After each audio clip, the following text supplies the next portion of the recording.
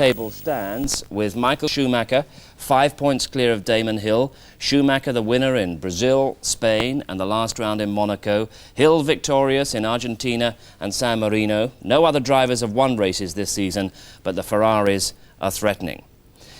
But in qualifying, Schumacher has been dominant, his third pole position in succession, and remember, he won this Canadian Grand Prix from pole position last year. Damon Hill alongside him on the front row, Coulthard and Berger on row 2, Johnny Herbert there on row 3, and once again 5 British drivers in the top 10. But as we go live now to Montreal, the important element this morning has become the weather. Very wet at the circuit Gilles Villeneuve today, and we see one stranded McLaren as well. In position to tell us a lot more, Jonathan Palmer and Murray Walker. Well spotted, Steve. The stranded McLaren, unfortunately, was that of Mark Blundell, who spun on his way to the grid and is, even as I speak to you, legging it as fast as he possibly can back to the garage to get into the spare car, which is being prepared for him. Now, you've heard about the weather problem. There is Mark Blundell going out in the spare car. You've heard about the weather problem. We had 2 glorious sunlit hot days for qualifying on Friday and Saturday, during which Michael Schumacher took pole position. Damon Hill was just about 4/10 of a second slower, with Coulthard a magnificent third ahead of the 2 Ferraris of Berger and Alesi and Johnny Herbert's Benetton. So 2 Benettons, 2 Williams and 2 Ferraris in the top 6. But this morning when we got up and looked out of the windows, the rain was lashing down for the 30-minute warm-up. The conditions were awful, particularly for David Coulthard and Damon Hill, who were respectively 12th and 16th fastest, failing to get any traction at all. Jean Alesi, looking absolutely superb in a very steady Ferrari, was fastest, with Rubens Barrichello, the Jordan Peugeot driver, only 2/5 of a second, Berger third. So the Ferrari team have been praying for rain during the race, which it looks as though they are not going to get. Michael Schumacher was 4th, taking things fairly easy. Mika Häkkinen in the McLaren was 5th. And then the 2 Saubers, Sauber Fords of Heinz-Harald Frentzen and his new teammate Jean-Christophe Bouillon, were an excellent 6th and 7th, with, as I said, Coulthard 12th and 16th. Now, the Williams team must feel very happy at the present moment, because the rain stopped, the skies started to lighten, and the track, as you can see, is virtually dry. Those dark grey patches are still damp, the lighter patches are dry around this 2.7 mile island circuit, because we're on the Ile Notre Dame, which is a man-made island for the Expo of 1967 in the mighty St. Lawrence River. And if it dries out, it will be a good thing for Williams, a bad thing for Ferrari. But the emphasis is on the word if, because as I look out of the commentary box window now, upwards, the sky is very, very black and threatening. I wouldn't be at all surprised if we have rain during the day, during the race. And I know we say this every time there's a Grand Prix. You're looking at world champion Michael Schumacher now. But the crucial question is strategies. But before we talk about that, Tony Jardine is with Damon Hill on the grid. Damon, mixed weather and mixed fortunes for you in the warm-up this morning. Is the car okay now? I couldn't really tell. I mean, the lap we go out of the garage and take onto the grid gave me a good feeling. The car felt quite nice, but then it didn't go that quickly, and the track is half and half at the moment. It's half wet, half dry, but it's drying very quickly. Obviously you can't tell us about your tank today, but do you think you can have a good go at Michael? I think so. We made some progress with the car. I think we changed the car, and I think we've gone in the right direction, and we haven't shown this weekend that we're able to beat him, but hopefully that'll change in the race. Thanks, Damon, and good luck.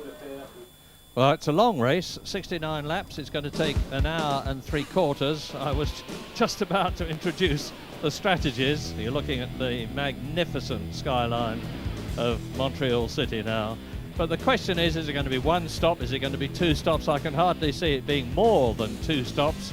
Maybe just 1. What do you think, Jonathan Palmer?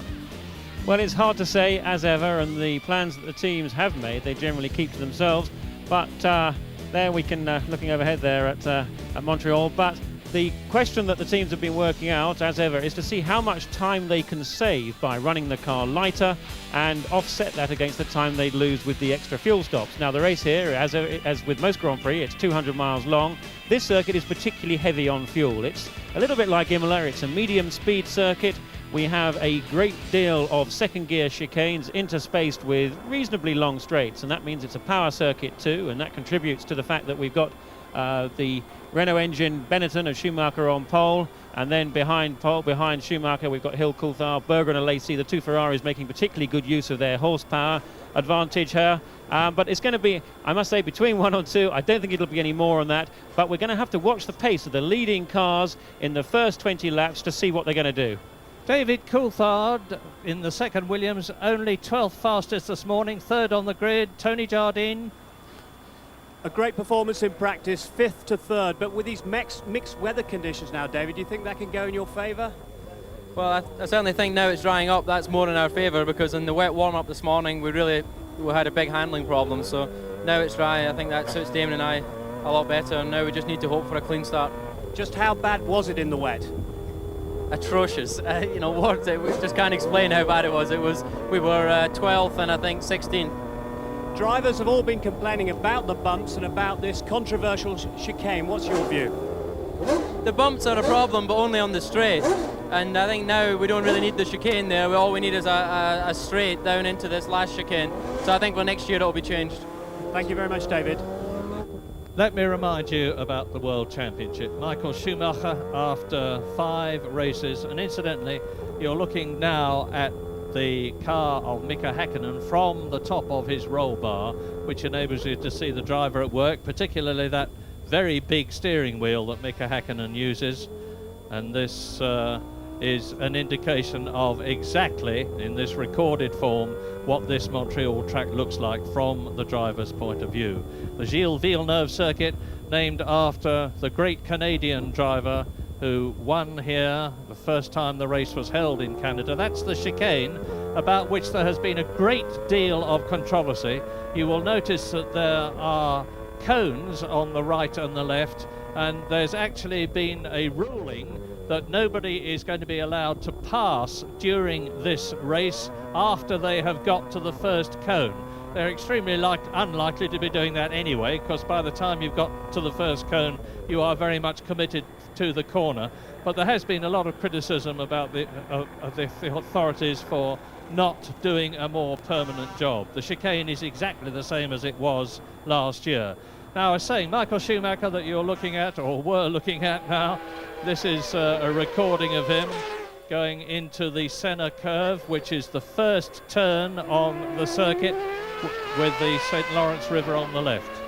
And the pattern that we've seen from qualifying, it really is for Michael Schumacher once again to dominate the form, just ahead of the Williams duo, very evenly matched between Coulthard and Hill, with Ferrari being the third of the top 3 teams. Michael Schumacher, his teammate Johnny Herbert, done well. He's 6th on the grid. What does he think about things, Tony? Yeah, Johnny, 6th on the grid. It's not a bad position to be in, but it's a race of attrition. How are you going to play it? Well, we really have to see what the weather does. We sort of hear it's going to be okay, but you never know in this place. But it's just really getting off the line fine, getting in a nice slotting in behind maybe for one of the Ferraris, hopefully get one of them, and just really watching the race and seeing how we go from then on. Dire conditions this morning and some damage for you to the rear of the car. Everything okay? Yeah, no, it was fine. It was just the wing. There's a couple of corners that are quite sort of difficult. Even in the dry, they slide around, and it just sort of caught me out. But I'm aware of that one now. Have a good race, Johnny. Thanks. Well, it's been a good, solid performance from Johnny Herbert here in Montreal. For the last 2 Grand Prix at Monaco and Spain, he qualified in 7th place, and he's now moved up, one of the few drivers to really show some progress. And his 6th place here really was an excellent effort. He was in fact quicker than Damon Hill in the second qualifying session, and his time was just 7/10 of a second away from Michael Schumacher in yesterday's generally slower qualifying session on the Saturday. And there is Schumacher. Schumacher has continued to dominate. He was very quick on the first day when he set his fastest time of the 1 minute 27.6.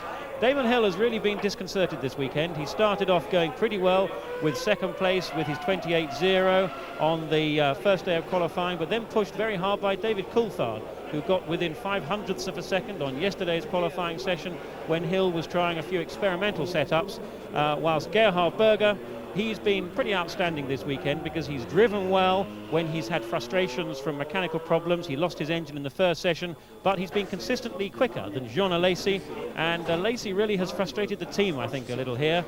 He's been a little bit rattled. He hasn't been as calm and collected as he has been of late, and he has been probably 3 or 4 tenths of a second away from Gerhard Berger throughout the weekend.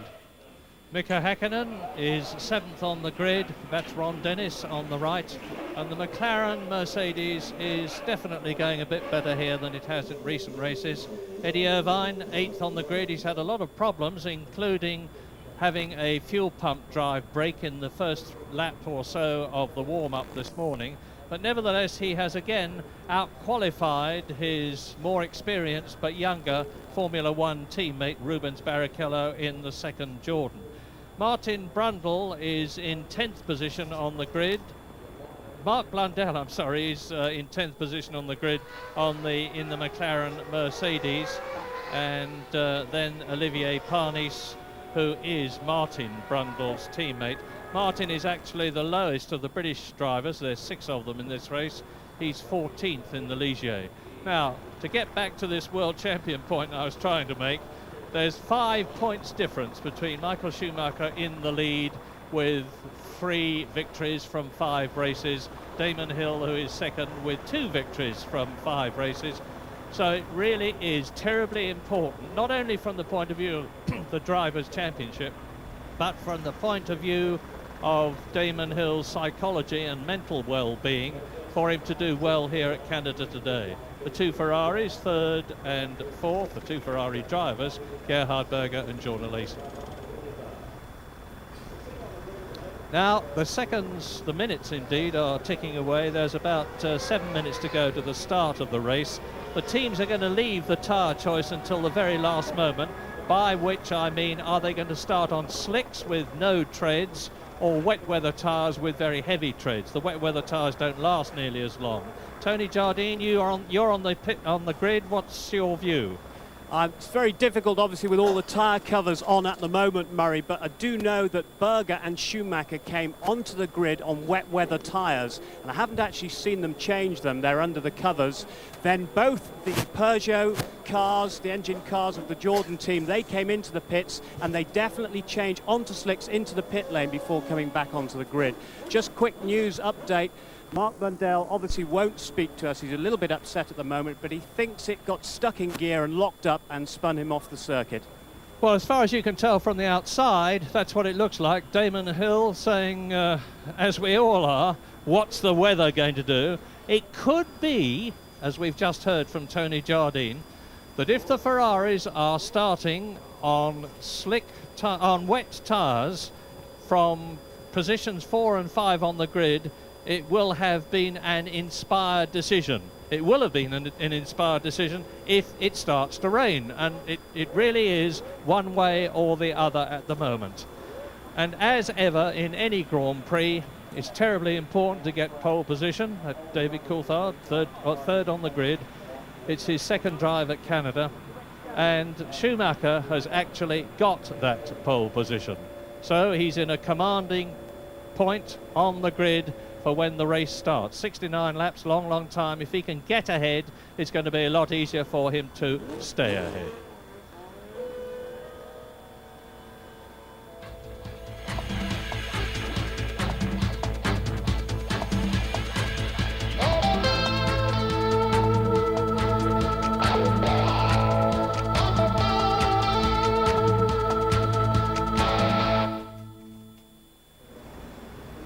And when they start, it's a very short dash down to the second gear left-hander, which leads into the very tight second gear 40-mile-an-hour Senna corner, just by the Victoria Bridge, which goes right across the St. Lawrence. And then they're accelerating hard and building up to a maximum speed of about 170 miles an hour before they come to the east hairpin. which is the slowest corner on the track. It's a second gear 35-mile-an-hour corner. Then they're back up to very nearly 170 miles an hour before the right-left flick, which leads into the start and finish straight past the garages. Now, Montreal is very cold in the winter. It's very hot in the summer, and the result is that the track is very, very bumpy indeed because of the way that the tarmac lifts in the summer and then cracks in the winter with the cold. It's very difficult to do anything about it. It's like the Mexican circuit used to be for totally different reasons. The Mexican circuit was built in a volcanic area. But it's bumpy here. It's very, very hard on fuel consumption, very tough on fuel consumption, which is one of the reasons that Ferrari were hoping for a wet race with their V12 engine, because that has a beneficial effect on their fuel consumption if the race is run at a slower speed. So it's bumpy, it's hard on fuel, it's a long race, 1 3/4 hours. The circuit itself is not particularly difficult to drive on. It's narrow. It's a bit like a street circuit without the houses, to use the immortal phrase coined by Martin Brundle some years ago, because it is a natural road and this track is only used once a year. Damon Hill, second on the grid, focusing his concentration and his thought on getting into that first corner first, in front of Michael Schumacher in pole position. There he is, a car's length, which could make all the difference, in front of Damon Hill. And what's going to be particularly difficult for all of these drivers here is that none of them have driven this weekend in these kind of conditions. They've driven in the pouring rain this morning on wet tyres when the lap times are around about a 2 minutes figure. They've driven in the dry when the lap time was about a 1 minute 30. So about 30 seconds a lap slower for going from completely dry to completely wet. Now, it's my guess that, in fact, all of the cars are on slick tyres. The track looks reasonably dry. It's completely dry in places in front of our box. Probably 25% of it's completely dry, and the remainder is damp. But with no standing water, I'd be surprised if anyone's going to start on wet tyres, because a wet tyre on a dry track is a lot slower than a slick tyre. Maybe some 8 seconds, 5 to 8 seconds slower than a slick tyre. So it's very important that that mistake is not made. And of course the weather conditions are at the moment drying. It is not raining anymore, and indeed if it started to rain now there would be a start delayed board so that the teams would have chance to change tyres. In fact, we're just getting some of the tyre warming covers coming off, so we may get a chance to see soon. But with the temperature of the tyres needing to be built up and the dampness in the track making that difficult, we're going to see a pretty fraught first 2 or 3 laps, I would think, as the drivers learn about the level of grip they get. And also you can see there around, that's turn 2, the dry line on the inside, the wet on the outside. And when the cars jostle for position over the first lap or two, it's going to make a big difference to them whether or not they're on one of the drier lines or whether they're being pushed out onto one of the outside. And I'm sure there'll be a few casualties here. We've had quite a fraught day yesterday in qualifying with a number of spins. Rubens Barrichello having a very big accident from which he emerged completely unscathed. The team doing a remarkable job rebuilding his Jordan in just 1.5 hours. Now we're going to get an idea. There we are. There are the slick tyres. Those are the untreaded dry tyres. It was Ferrari that we gathered went onto the grid on wet, so they have changed. I think it's highly likely that everybody now is going to be on dry tyres. 2 previous winners in this race, Gerhard Berger, who won that very memorable Canadian Grand Prix in 1992 when he took victory, and the other one, of course, is Michael Schumacher, who won last year. So there is the view from Gerhard Berger's roll bar. To his left on the grid is David Coulthard, just slightly ahead of him. Berger 4th on the grid. You can see the rip-offs on his visor, that bit of plastic sticking out to the left of his helmet as you look at it enables him to catch hold of the rip-off and pull it away. There'll be another one underneath it. The grid is being cleared, and now a formation lap. So the final lap to warm up brakes, warm up tyres, and this time for the drivers to find out just how much grip there is. Coming down into turn 1, the left-hander, second gear at 50 miles an hour, down to one of the slowest corners there, turn 2, that's just 40 miles an hour in second gear. Good overhead view of that as they then punch out using all the 700 horsepower up to 4th gear and 150 miles an hour before the next right-left. They're just going to be coming into that corner as they go out of our picture to the left. There we can see Eddie Irvine there weaving, warming up his tyres, and there's a brand new set of tyres on the front of, look like Frenson Sauber there. Now this was where Barrichello had his big accident. This is turn 5, a blind right-hander flat out in 4th gear at 150 miles an hour, down to one of these many second gear chicanes. This is second gear at about 60 miles an hour, and then round the right. That is indeed there. That's Frenson with brand new tyres. Now that's not a clever thing to do, because one normally needs to have tyres that have had the newness taken off to get grip, and that's also with Olivier Panis behind. See the white labels, that's the telltale sign. Now coming out of this is into the second of the, or rather the third of the second gear right lefts, and these are all around about 60 or 70 miles an hour now. It's important for Panis there, and we saw telltale signs of that from him, to weave the car from side to side, to get temperature up into those tyres and scrub off the outer aspect of it. Now that's the hairpin that they're going around. They're coming around the left-hander up towards this new chicane. This was introduced last year. That's Johnny Herbert there with a new front left on his car, and coming into this new chicane that was introduced, and it's at this chicane that now Schumacher has been through it. We haven't actually seen it at this point. Schumacher slowing right up. He's really got a long way ahead there. And as Damon Hill and David Coulthard close up behind that is, there we are, Schumacher really getting some heat into those tyres now. These tyres needing to be up at that 90 degrees to get the most grip out of them, and they're probably going to be something like 70 degrees at the end of this lap, with still quite a lot of grip yet to find, and it's going to be tricky for this first lap or two, there's no doubt about it. Now, as they come up to the starting line, the ones to watch, of course, are Michael Schumacher, who is in pole position on the left of the grid. That'll be on the right as you look at it. Damon Hill, who is in second position on the grid. Now, there you can see Schumacher on the right, Damon Hill is on the left, then behind him is David Coulthard, then the two Ferraris of Gerhard Berger in 4th position and Alesi in 5th position. And look at the way, incidentally, Berger's got his Ferrari angled already to try and sprint between Hill and Schumacher at the start. And when I tell you that Coulthard, Berger and Alesi are in the same grid positions as they were at Monaco 2 weeks ago, and remember what happened there on the run-up to Saint-Devote, keep your eyes peeled for this first corner there. This is it, coming up. Schumacher gets away well, better than Hill. Coulthard is alongside his teammate. Coulthard is challenging as they go to the left-hander, but it is Schumacher, Hill, Coulthard, then the two Ferraris. Johnny Herbert is inside one of the Ferraris. It was Jean Alesi's, and here we come. Schumacher leads, clear track in front of him. Then the two Williams, then the two Ferraris. Johnny Herbert, Mika Häkkinen is in 7th place. The two Jordans of Irvine and Rubens Barrichello, they're the two 40s, the yellow cars, which are 8 seconds a lap at least slower than the men at the front. So Pedro Diniz will be lapped very, very soon indeed, maybe as early as the 7th or 8th lap. This is coming down towards the east hairpin for the first time. No change in the first 5 so far. It's Berger in front of Alesi. Schumacher leads, and already a gap is developing between the Benetton Renault, and incidentally, Schumacher started from the 100th pole position for the Renault concern with their V10 engine. And there's a chance. Oh, that's Johnny Herbert, and he's been hit by, it looks like, Mika Häkkinen. It's certainly one of the McLarens.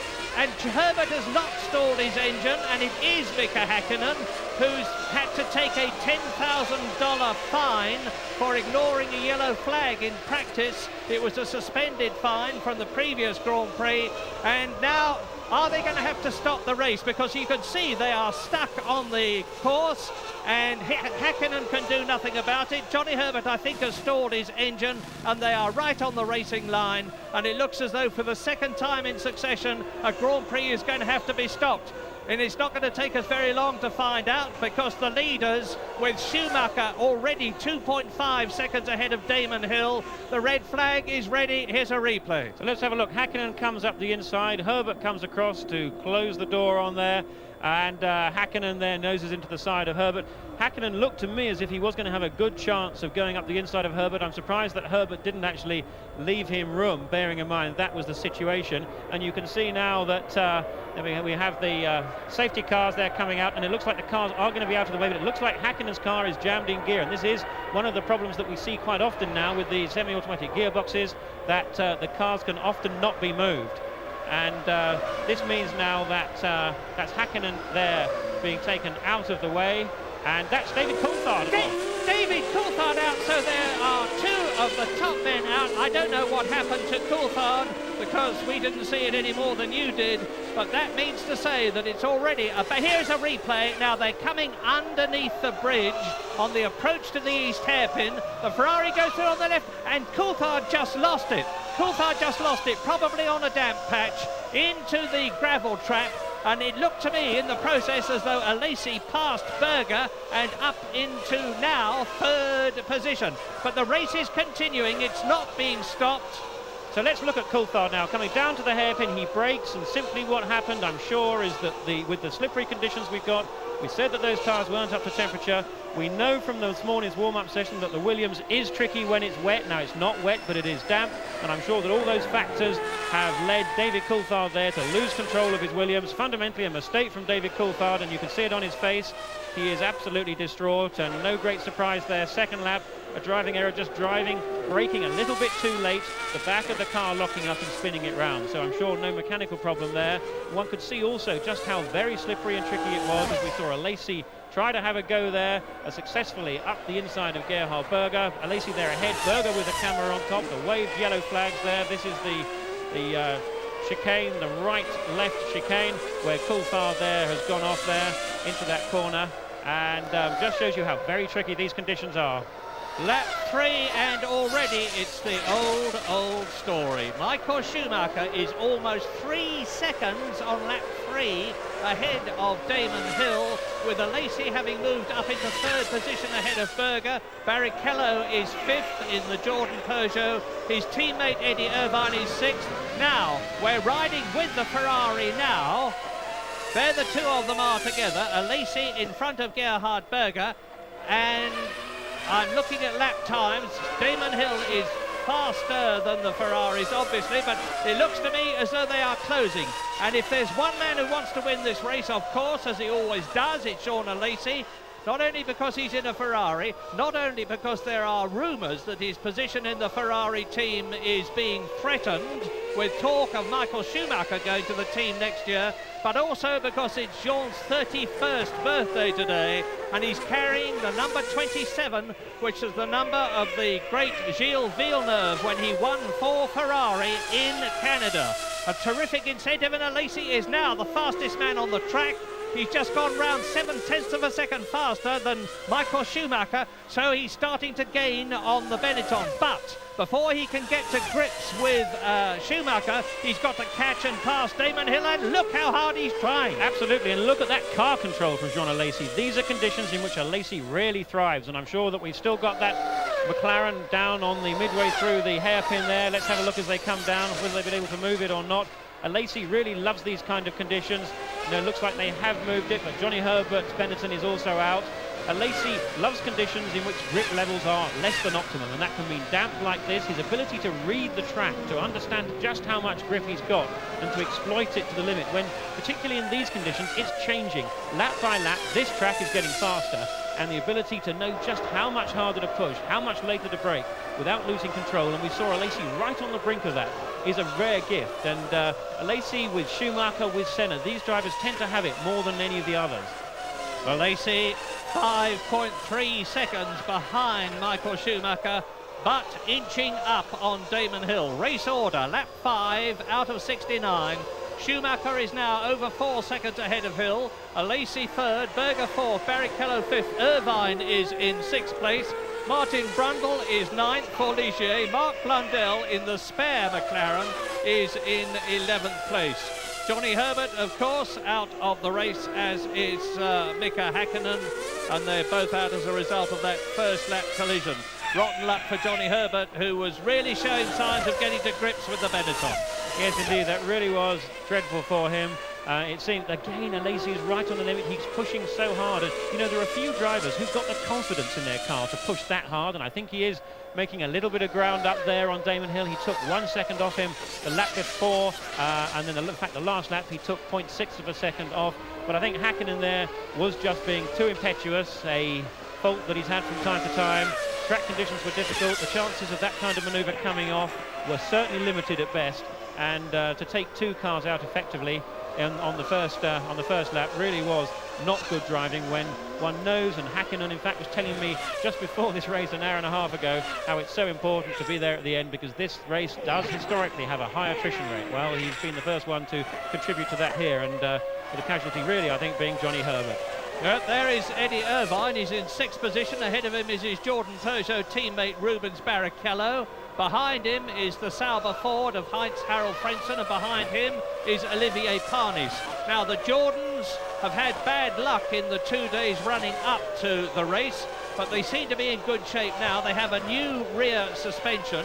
They have literally exactly the same Peugeot engines here in Canada as they had in Monaco 2 weeks ago. There's a new evolution of it coming along for the French Grand Prix, Peugeot's home ground, in 3 weeks' time.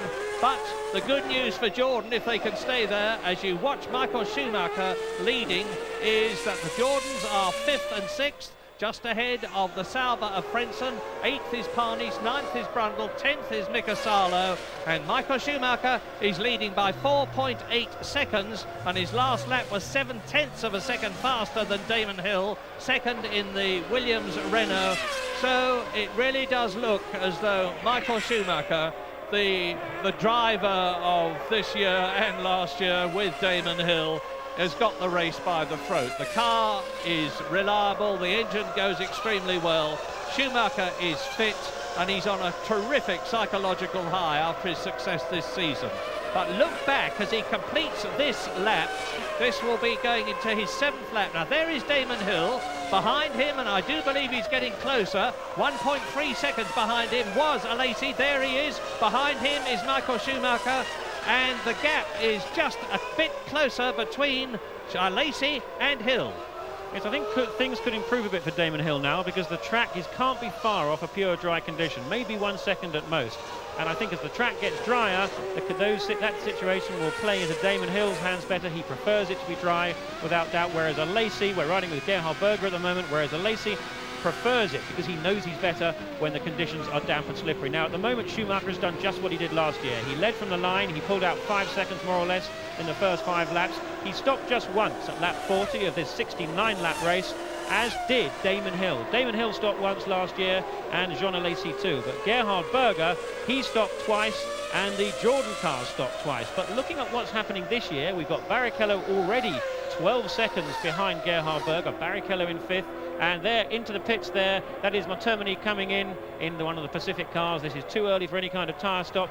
This is a problem, I'm sure, for the Pacific team. Now back with Damon Hill, and it looks like Alesi's closed up on this lap, and with Berger close behind. Now what we don't know at the moment is how much fuel they're running, and as ever this is an important factor, and we will only know when we get to round about lap 25, because if they haven't stopped by then, the chances are they're going to be going for one stop later on, round about lap 35. Well, the Ferraris are certainly pushing Damon Hill very hard indeed, but meantime, Michael Schumacher is taking advantage of this situation, and the fact that he's got a dry-ing, clear track in front of him. He's just gone faster than anybody else, because his lap 6 time was 1 minute 30.483. He's the first person to get into the 130s. Damon Hill's lapping in about just over 131, as are the Ferraris. So Michael Schumacher again is in a class of his own. The others will be hoping that the tyre strategies could help them. Is Schumacher coming in for one stop or two compared with them? But in the past that's been a forlorn hope, because so very often, certainly a lot of people think at Monaco, the tyre strategy, the refuelling strategy of Benetton was superior to anybody else's.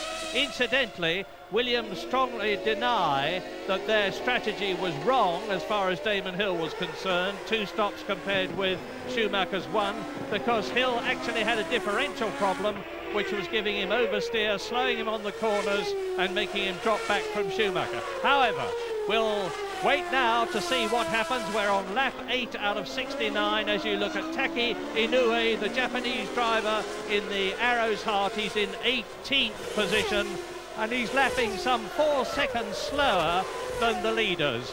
Schumacher is 6.3 seconds ahead of Hill now on lap 8. Alesi is right up tight behind the Williams. Berger is still in 4th position. Barrichello is 5th. Irvine, his teammate, is 6th. So Benetton, Williams, 2 Ferraris, 2 Jordan Peugeots. Now let's hope this time that there have been no jump starts, because it was around about at this point, lap 7, lap 8, that we learnt of the first of those 7 jump starts that were announced at the last Grand Prix in Monaco as a consequence of the new jump start electronics being introduced, and we learnt that in fact all of those jump starts did indeed occur, and the drivers have got to get used to the more sensitive, more accurate system that we now have. And there, as we say it, there we are, Katayama. Well, there he was about that time, and I'm sure that is again a consequence. Now the drivers have really got to learn that they cannot move at all before that light goes green, and Katayama the first casualty. Let's hope the only one. Now, Tony Jardine is talking to Johnny Herbert, now down in the pits. Johnny, terribly bad luck for you. Tell us your version of events. Well, it was, I got a good start, was happy where I was, and then Mika just tried to overtake from what I think was a silly position, that early in the race, and where he tried to do it and how late he was trying to pass me. It was just very silly.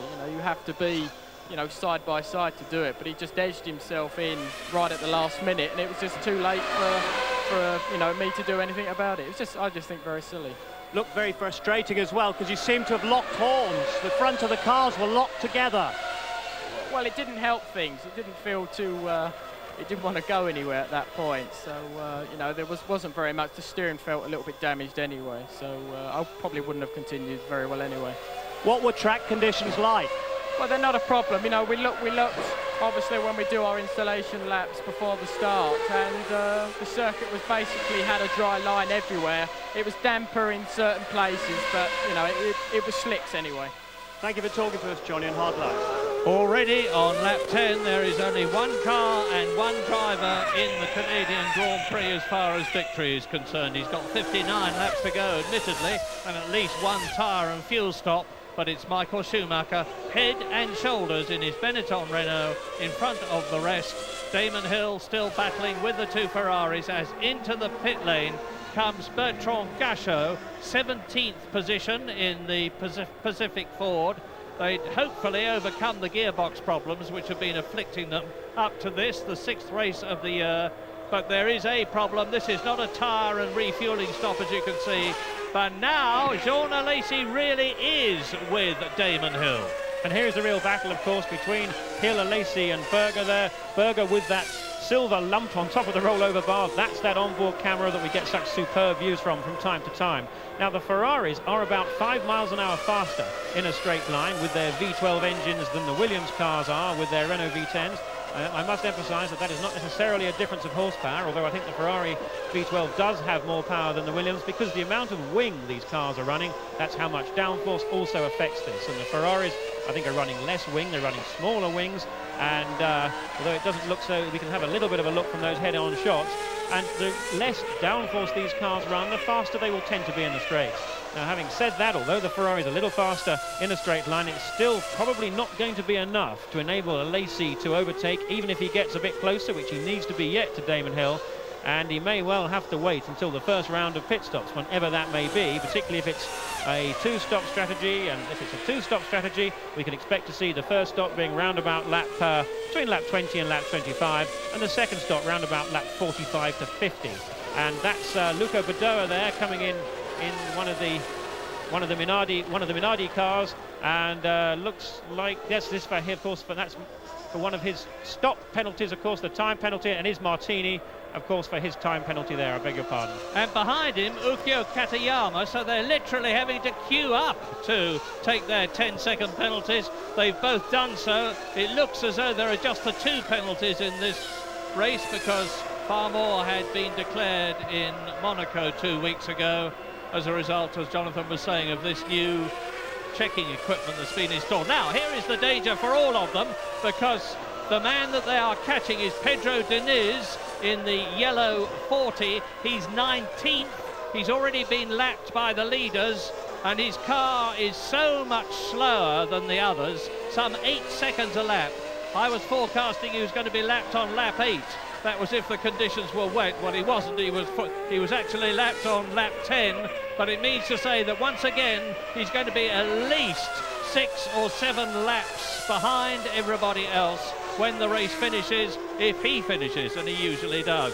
Gerhard Berger that we are watching, 4th position. Now the gap between Hill and Alesi there and Berger there is 8/10 of a second between Hill and Alesi, 9/10 of a second between Berger and Alesi, although you can see visually what the gap is. Now they are on the top part of the circuit near the St. Lawrence. They're coming down very shortly round the hairpin. They're at it now. That's the slowest point on the corner. Now they're coming up to the chicane, which they go through in 2nd gear, and you can see those ridiculous plastic cones sitting there, hardly the wear for a Formula One racetrack. But there is Alesi, there is Berger, and it looks as though the Ferraris are not now making any impression on Damon Hill, because they're in the area where turbulence from his rear wing is going to make it very, very difficult for them to pull out and get past. Michael Schumacher, lap 13 out of 69, leading the Williams and Ferrari battle by 8.1 seconds. And that gap has increased over the last 3 laps by 1.5 seconds, so Schumacher pulling out relentlessly, half a second a lap, and yet his style is so smooth, so fluid, and really Benetton have got their act together very well indeed now. Schumacher has regained, I think, the confidence and the form that he had last year. I think it really did go off a bit in the first part of this year. I think he got rattled by the fact that the Benetton was not going as well as he would have liked earlier on. We had that spate of accidents involving Schumacher, the most dramatic being in Imola when he spun off, when he was on slick tyres coming out of the pits in damp conditions. And that looks like Salo coming in for his time penalty there, and the drivers must all come in within 4 laps of being signalled to do so, otherwise they will receive the black flag and be eliminated from the race, and that's what happened to Montermini in the Pacific last time. So 10 seconds goes, and this whole penalty will probably cost them about 30 seconds in total. So it really is a major blow, and it's going to put them well back in the field. Lap 13, there's the leader, Michael Schumacher, 8 seconds in this 69-lap race ahead of a battle for second between Damon Hill and the Williams. The 2 Ferraris of Alesi and Berger. Alesi right under the rear wing now of Damon Hill's Williams. Rubens Barrichello, and Hill is coming up to lap Roberto Moreno in the second 40, who is in 18th position. And again, this is always a problem when you've got cars close to each other. Well, Roberto's an extremely experienced driver. He's been driving in all categories of single-seater motorsport for a very long time. He knows better than to get in anybody's way, and he didn't do so with Hill and Alesi. Berger is now past him and will doubtless close on Jean Alesi. Rubens Barrichello is still 5th. Eddie Irvine is still 6th. Princeton driving well in the Sauber Ford is in 7th place. Olivier Panis is 8th. His teammate Martin Brundle is in 9th position. 10 is Gianni Morbidelli in the Arrows Heart. And in 11th place, Mark Blundell in the McLaren Mercedes. Retirements. Johnny Herbert and Mika Hakkinen collided on lap 1. David Coulthard spun out of the race on the same lap. 3 of the top men out almost as soon as the race had begun. And we're riding now with the Ferrari, or were exiting the tight right-hander, the hairpin, into the chicane. Now Damon Hill can see the determined, forceful, mercurial Jean Alesi in his mirrors now. The Ferrari pushing. The car is handling better than any Ferrari has for a long time now. This is Damon Hill, and we're finishing the lap, coming up to turn 1. Now just ahead of Damon Hill's steering wheel, we lost it there, but have a look next time we get one of the onboard shots from Damon Hill. He's got a couple of things of interest on the front of that Williams cockpit. One is the spike that sits, the blue spike that sits on the cockpit coaming just in front of his steering wheel. Now this spike has to be of a height that is just above the top of his steering wheel, and as the steering wheel on that Williams is D-shaped with a flat top to help his vision forward, when he's turning the wheel, of course, the lower part of the wheel comes up, and that's why that spike must be up there to cover that scenario. Now, in front of that, and for the first time on this race, he's got a camera that looks back at Damon's face, and that's the white blob that's about 6 inches in front of the back end of the cockpit. Fingers crossed for the Jordan team, because they have only had 1 point scoring finish, that of Eddie Irvine, who was 5th in Spain for 2 points in the first 5 Grand Prix of the year. Well, that's Rubens Barrichello, who's in 5th position. Behind him, some 3.7, nearly 4 seconds, is his teammate Eddie Irvine. But the important thing for Eddie Jordan, with the Peugeot Works engine and the fact that they're coming up to the French Grand Prix in 3 weeks' time, where obviously any French component or manufacturer wants to do well, is that both his cars finish at least in the top 6, hopefully in the top 3. But coming towards us in the chicane. So there is Barrichello, 5th, behind him Eddie Irvine, 6th, and 7th behind them it is still Heinz-Harald Frentzen. The gap is 4 seconds between 6th and 7th. And in fact, that start that we saw was very good in general from the front end of the field. Nobody got involved in any wheel banging, nobody went off at the very first corner. But Rubens Barrichello did move ahead of his teammate Eddie Irvine. Irvine losing out because through this first corner, Irvine tried to go around the outside. He tried to take advantage at this point here. He tried to go around the outside and got on the damp part of the track, and that allowed Rubens Barrichello to move ahead. And Barrichello had qualified just 1 place behind Irvine from the qualifying session. Barrichello in 9th and Irvine in 8th. But Schumacher really is pretty much under control, though he has lost half a second now to Damon Hill, and part of that I think may be coming from traffic, but the pace seems to have settled down now, around about 1 minute 30, 1 minute 31. So you're the expert. Strategies. When are they going to start coming in? 69 lap race. Are they going to be making 1 or 2? And particularly Michael Schumacher. Well, I think it's so dangerous to say these days, particularly when it involves a Benetton and a Williams, because so far the history of the season is that we have seen Benetton tend to make 1 stop less than Williams. And that would have us adopting a theory, if we extended that here, that Williams will stop twice and that Benetton will stop once. Now, in fact, I wouldn't be surprised if that's the case. Schumacher doesn't seem to be pulling away quite as fast as I thought he might have done had they all been on the same routine. But as I said, I'm afraid we have to hedge our bets, and we have to just wait and see until the 1/3 distance point arrives. And quite simply, if they haven't stopped by 1/3 distance, or maybe 2 or 3 laps afterwards, then we have to assume they're only going to stop once. And that 3rd point is round about lap 23, lap 24. Another 8 laps before we know.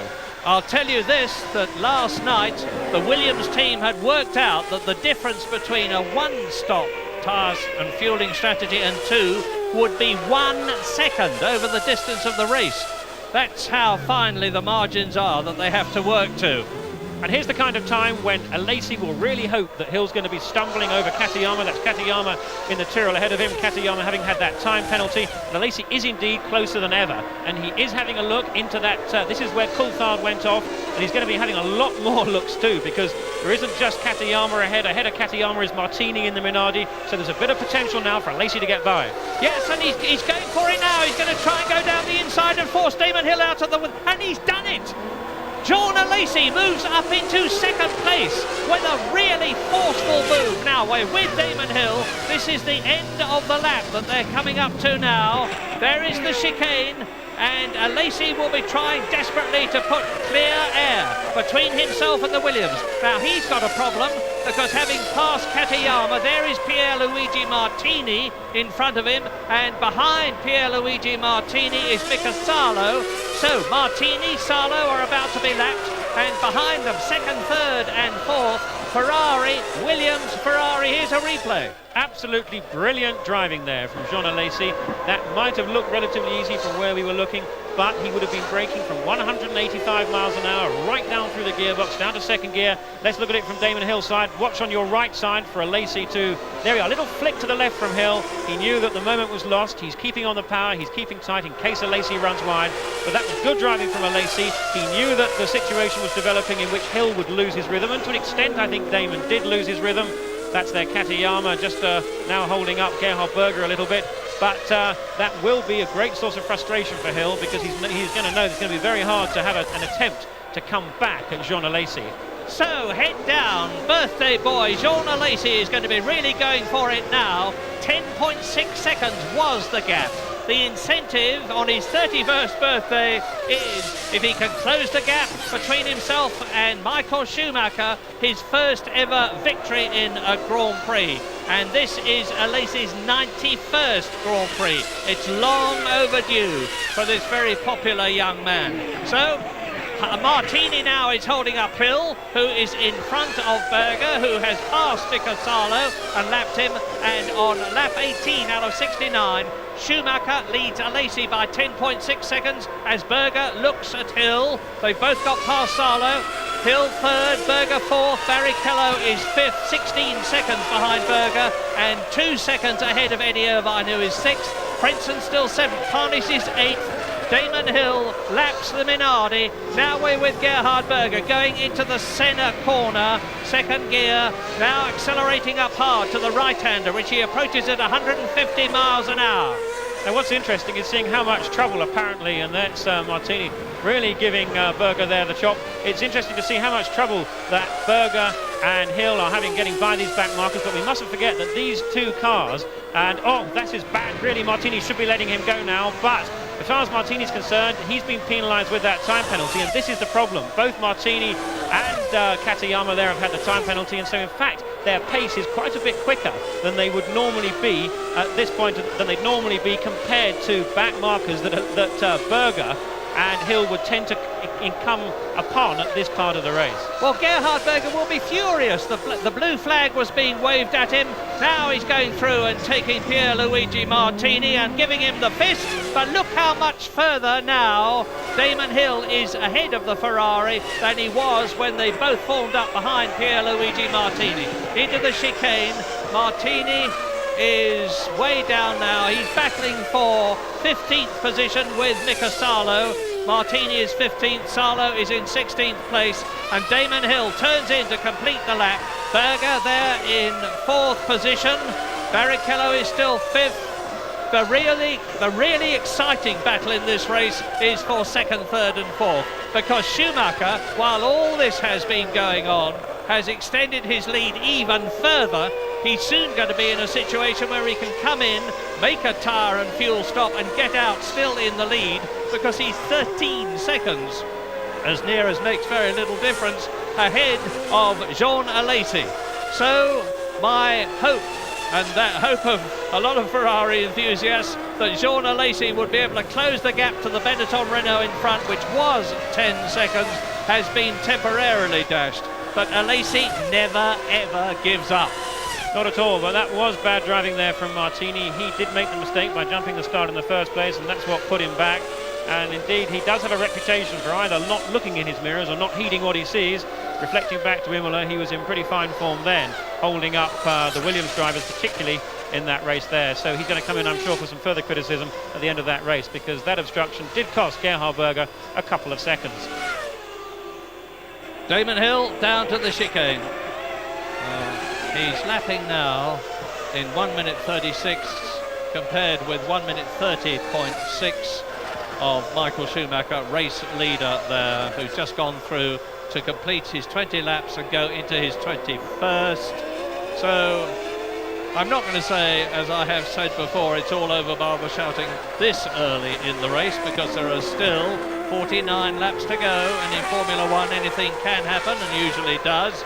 But it's certainly looking pretty rosy for Michael Schumacher for his 4th win of the year, having already won that contentious race in Brazil, where he was suspended because of an alleged fuel irregularity, only to get his place back again on appeal. But he won, and then he won in Spain, then he won in Monaco, and that gave him those 5 points lead over Damon Hill in the World Championship, which is very demoralising for the Englishman. I think we had a glimpse of a Sauber. Yes, that is indeed a Sauber, and I think it might be Frentzen. It's Bouillon, we think. We think it's, there we are, Bouillon, and out of the race, I suspect there, I'm sure I'm going to back for Jean-Christophe Bouillon. A shame, because he was in superb form this morning in the wet warm-up session. In fact, he was 7th fastest, really underlining that Bouillon is, I'm sure, going to be a future talent when he has more time to settle in to his new home there at Sauber, and whilst he continues to get Formula One mileage, in fact testing with Williams, and he's one of the only drivers, in fact the only driver to be driving 2 Grand Prix cars at once, in that he's testing with the Williams and racing with Sauber, and that's a combination which really should make his learning curve pretty steep indeed. Schumacher coming up to Salo, all ready to lap the Finnish driver in the Tyrrell Yamaha, and Salo is in 13th position. Taki Inoue has already been lapped, as has Pierluigi Martini and Katayama and Moreno and Gachot and Deniz and Montemini, and of course we've got the retirements. David Coulthard is out, and now into the pits comes the Tyrrell Yamaha, and the mechanics set to change the wheels, refuel. It takes about a second to put that nozzle in if you do it properly and cleanly, which the mechanic, he was obviously having trouble in doing, and a couple of seconds to get it out. So if you have a 10-second stop, that means effectively you're putting fuel in for 7 seconds. And an important development here is that the bore of the inner tube in the fuel delivery system has been changed, as a result of which it's going to take about another 2 seconds to pump in the fuel. The rate of delivery has gone down from 12 to 10 seconds, and David Coulthard, who retired earlier on, is with Tony Jardi. David, I know you must be bitterly disappointed. Tell us what happened. Well, I was having a little bit of difficulty under braking with the rear of the car, and then eventually, as you saw, the Ferraris were swarming all over me, and I just tried to leave it to the last at the second chicane, and I just lost it over a bump, and that was it, race over. So very disappointed. Hard luck, David. Thank you. Retirements from Johnny Herbert, Mika Hakkinen with their collision, David Coulthard, who you've just heard from as a result of losing the Williams on that bump and spinning out. Jean-Christophe Bouillon is out on lap 22, is the 4th retirement. There are still 22 cars circulating. Sorry, 20 cars circulating out of the 24 that started, because sadly there are no Simtex here. They announced at Monaco that if they couldn't get substantial extra sponsorship by the time of the Canadian Grand Prix, when the planes left to bring the cars here, they would have to withdraw, hopefully temporarily, but that is exactly what's happened. And this gallant little team, which certainly deserves the sponsorship, has had to not be in Canada. Hopefully they will be in France. Well, that was a very frank opinion then from David Coulthard as to what his problem was, and certainly fitted in with what we thought. But Coulthard, I know from a driver's point of view, will be feeling the consequences, the effects of that huge disappointment for several days. It takes 3 or 4 days for a driver to get over the great depths of despair at something like that. But Coulthard is very mature, and in fact it's a good time to reflect back on his Monaco performance when he had gearbox problem, because what subsequently was revealed, as we look, that's that overhead view there from Gerhard Berger, what was subsequently revealed was that Coulthard actually had a throttle problem to start with. He had full throttle, but only over the first quarter of the travel of his throttle pedal, which effectively gave him an on-off switch for a throttle, and that meant that his gearbox had a much harder time because of the way that these semi-automatic transmissions works. So for Coulthard to have run in 3rd place and looking really quite strong with an on-off throttle with 700 horsepower being switched on and off on a circuit like Monaco really was tremendously difficult, and I think he deserves great credit for making such a good job of it until the car let him down. Jean Alesi pressing hard in the Ferrari. Well, the gap that was some 13 seconds has now been reduced to 11 as Schumacher and Alesi carve their way through traffic. Frankly, I don't think that's terribly meaningful, because it's the luck of the draw who you come across. For instance, there is Alesi catching Taki Inoue, the Japanese driver, very new to Formula One and finding it very, very difficult to master.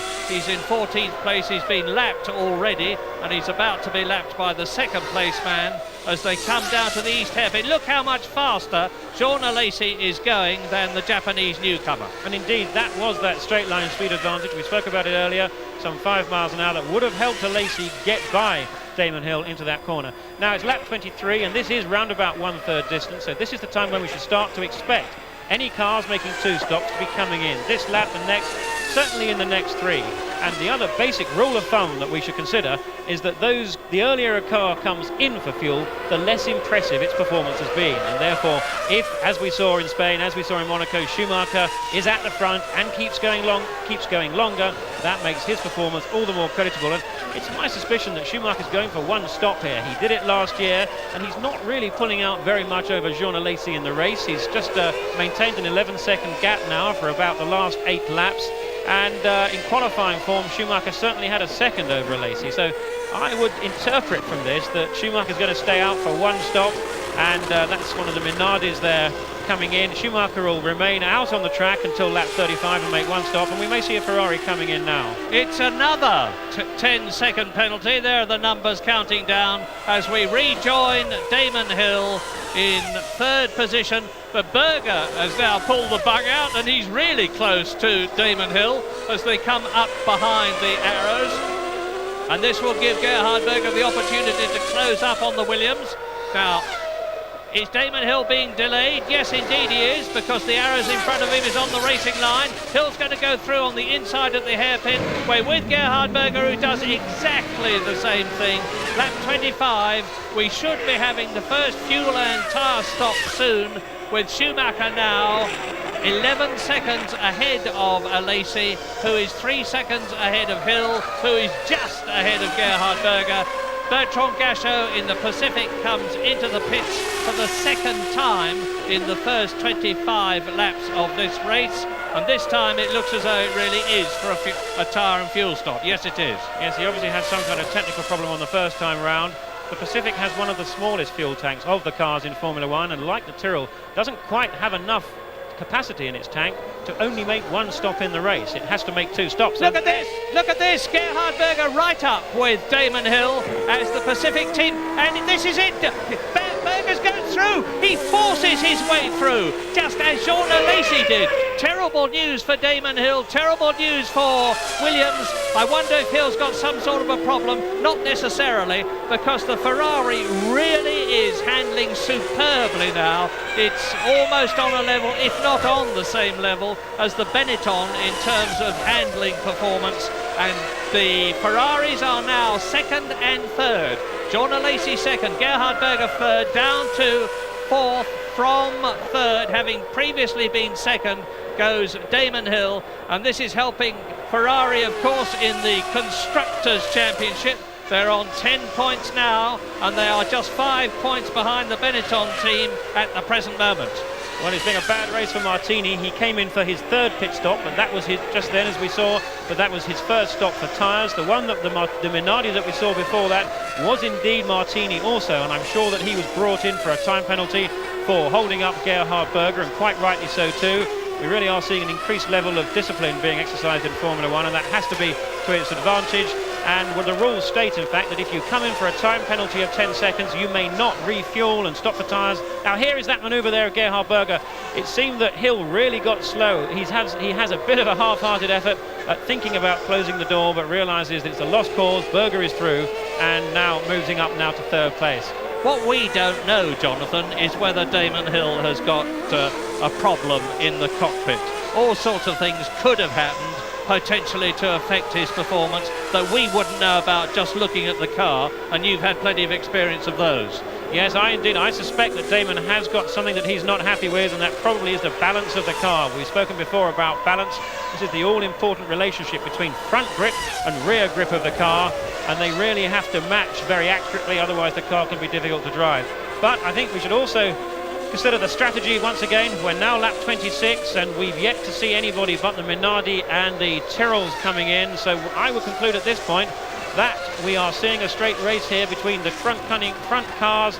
Pit lane speeding there for Katayama. We have the speed traps in the pit lane now, and the speed limit is 120 kilometers per hour. That's 75 miles per hour. And in fact, there is not much excuse for exceeding it, because the cars, virtually all the cars anyway, have a button on the steering wheel that actually limits the engine. It's like a rev limiter. It's a speed limiter in effect, and so it's really very difficult, providing the driver pushes that button, for the speed limit to be exceeded. But it's my suspicion that these cars that at the front, that Schumacher, Alesi, Berger, Hill, Barrichello, Irvine, the top 6 indeed, are all intending just to make one stop. We're lap 27, so that's going to be in about another 7 laps time. And meantime, as the Tyrrell Yamaha comes into the pits for fuel and tyres, Gerhard Berger is stretching, Michael Schumacher is stretching his lead. It's over 13 seconds now ahead of Jean Alesi. This young man really is a superlative driver. He's held up by, surprise, surprise, the Minardi as he goes to pass it, and he's coming down towards turn 8 now, which is a pretty quick one.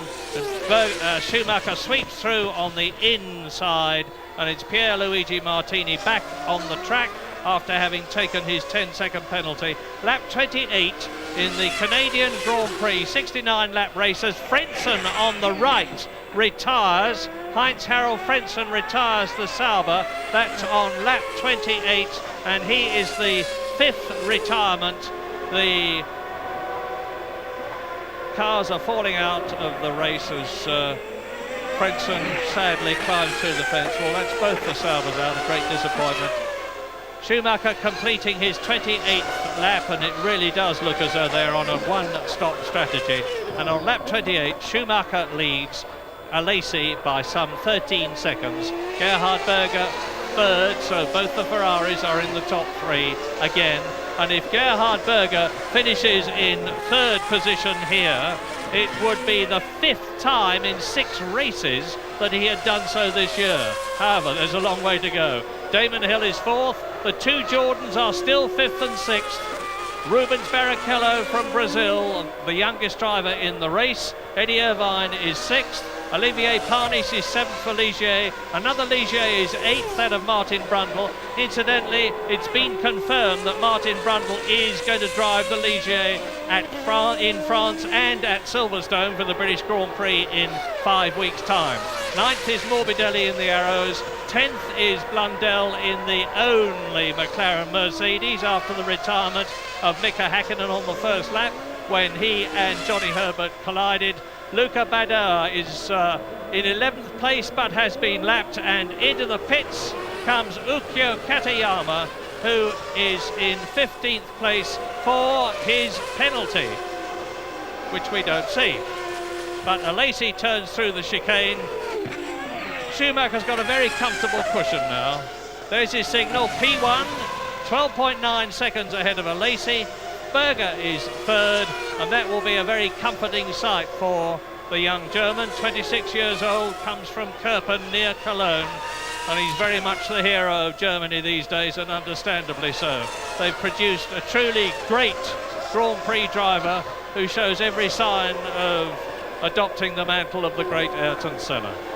And Alesi turns round turn 2, now down through the series of right-left bends up to that notorious turn 5, which he's approaching now, doing about 150 miles an hour. This is where Barrichello went off yesterday, was out of the car quicker than anybody I've ever seen in my life because there was smoke coming out of it and he thought it was on fire, and you could hardly blame him for undoing his safety belts and removing his steering wheel and jumping out as quickly as he did. This is turn 8, which is approached at 170 miles an hour. Flick right, flick left, then still doing 170 on the approach to turn 10, the second gear, 35 mile an hour, east hairpin right-hander, where they start to run alongside the Olympic rowing strip, and they're there now, the Olympic rowing strip from previous years, into and out of the chicane, second gear, and this is Gerhard Berger, who is in 3rd place. There's Damon Hill 4th. And whilst that's going on, we've got a very close battle going on that we haven't seen, and that's between Ligier teammates Olivier Panis in 7th place, who is just 1.5 seconds of Martin Brundle in the second Ligier, whilst 20 seconds behind that dueling duo, we've got Morbidelli in the Arrows car, who's just 1.5 seconds of Mark Blundell. So we'll have to watch that battle carefully, but it's now just 5 laps away, I'm sure, from the one fuel and tyre stop that the cars are going to have to make. And this is, in many ways, it's the simplest race that we've seen this year in terms of strategy, because it seemed to have been only the Tyrrells and the Minardis and the Pacifics that have made 2 stops. All the rest of the field are making one, dividing the race into 2 35 lap or 134, 135 lap sectors. In their case, probably because they've got small fuel tanks and really can't go the one-stop distance. So Schumacher on lap 31 is leading by nearly 13 seconds.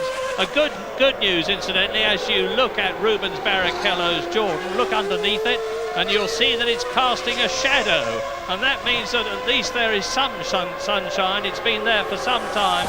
The course is now well and truly dry. The skies are a lot lighter, and mercifully it looks as though we are going to have a dry Canadian Grand Prix as we join Rubens Barrichello. And on lap 31, Michael Schumacher leads Alesi by 12 seconds. He leads Berger by 17 seconds. Hill is third, 21 seconds behind the leader.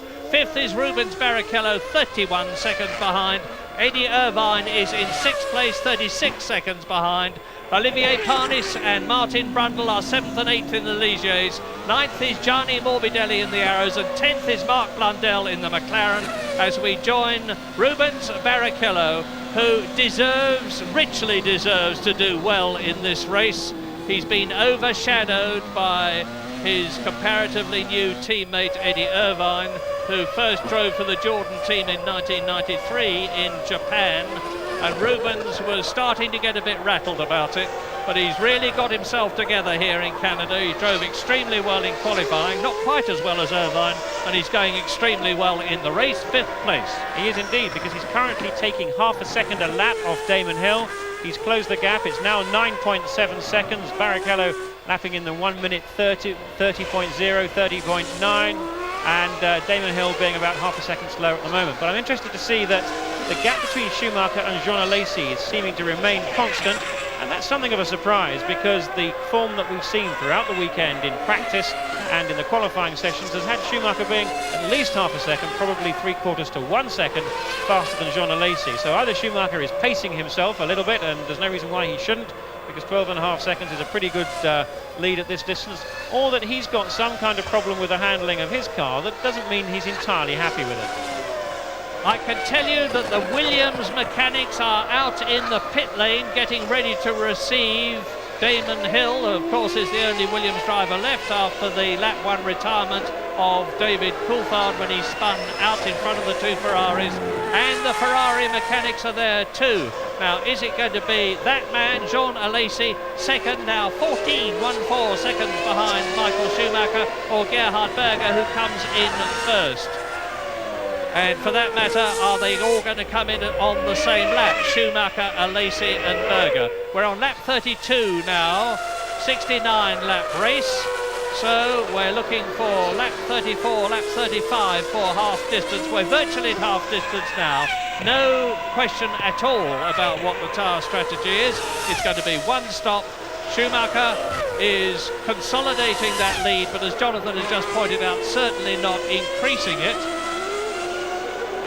As Gerhard Berger, once again in third position. It's a bit disappointing, frankly, that the Ferraris are not going better, because virtually since the season began, they have been saying, yes, our cars are getting better, and yes, we're not unhappy with development, but the time to watch us is going to be the Canadian Grand Prix, because we have some new parts that will further improve the performance and get us up to the level of Benetton and Williams. That's what they said.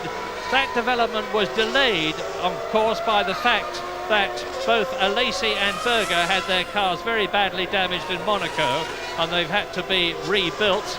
So if they were aiming to do well in Canada and haven't done as well as they would like to have done, let us hope that it comes good for Ferrari at the French Grand Prix in 3 weeks' time. And there's the evidence that Schumacher's really turning up the wick now. He's sped up by about half a second a lap, in the knowledge surely that he's coming into the pits within the next 3 or 4 laps for his new tyres. As into the pits comes, looks like Irvine, yes, Eddie Irvine, who closed to within 3.9 seconds of Rubens Barrichello. Irvine in 6th, Barrichello in 5th. A good close battle there. You can see the refueling nozzle on the right-hand side coming down, being held onto the side of the car.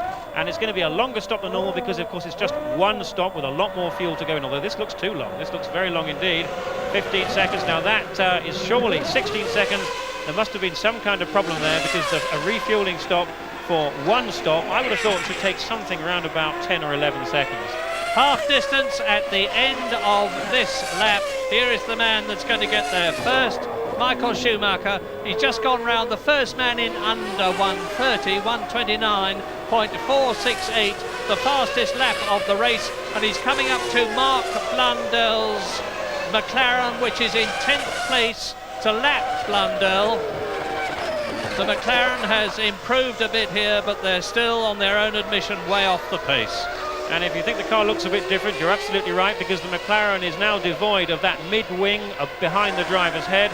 And Alesi's in for his stop now. Alesi's first stop. Let's watch this one. From second position.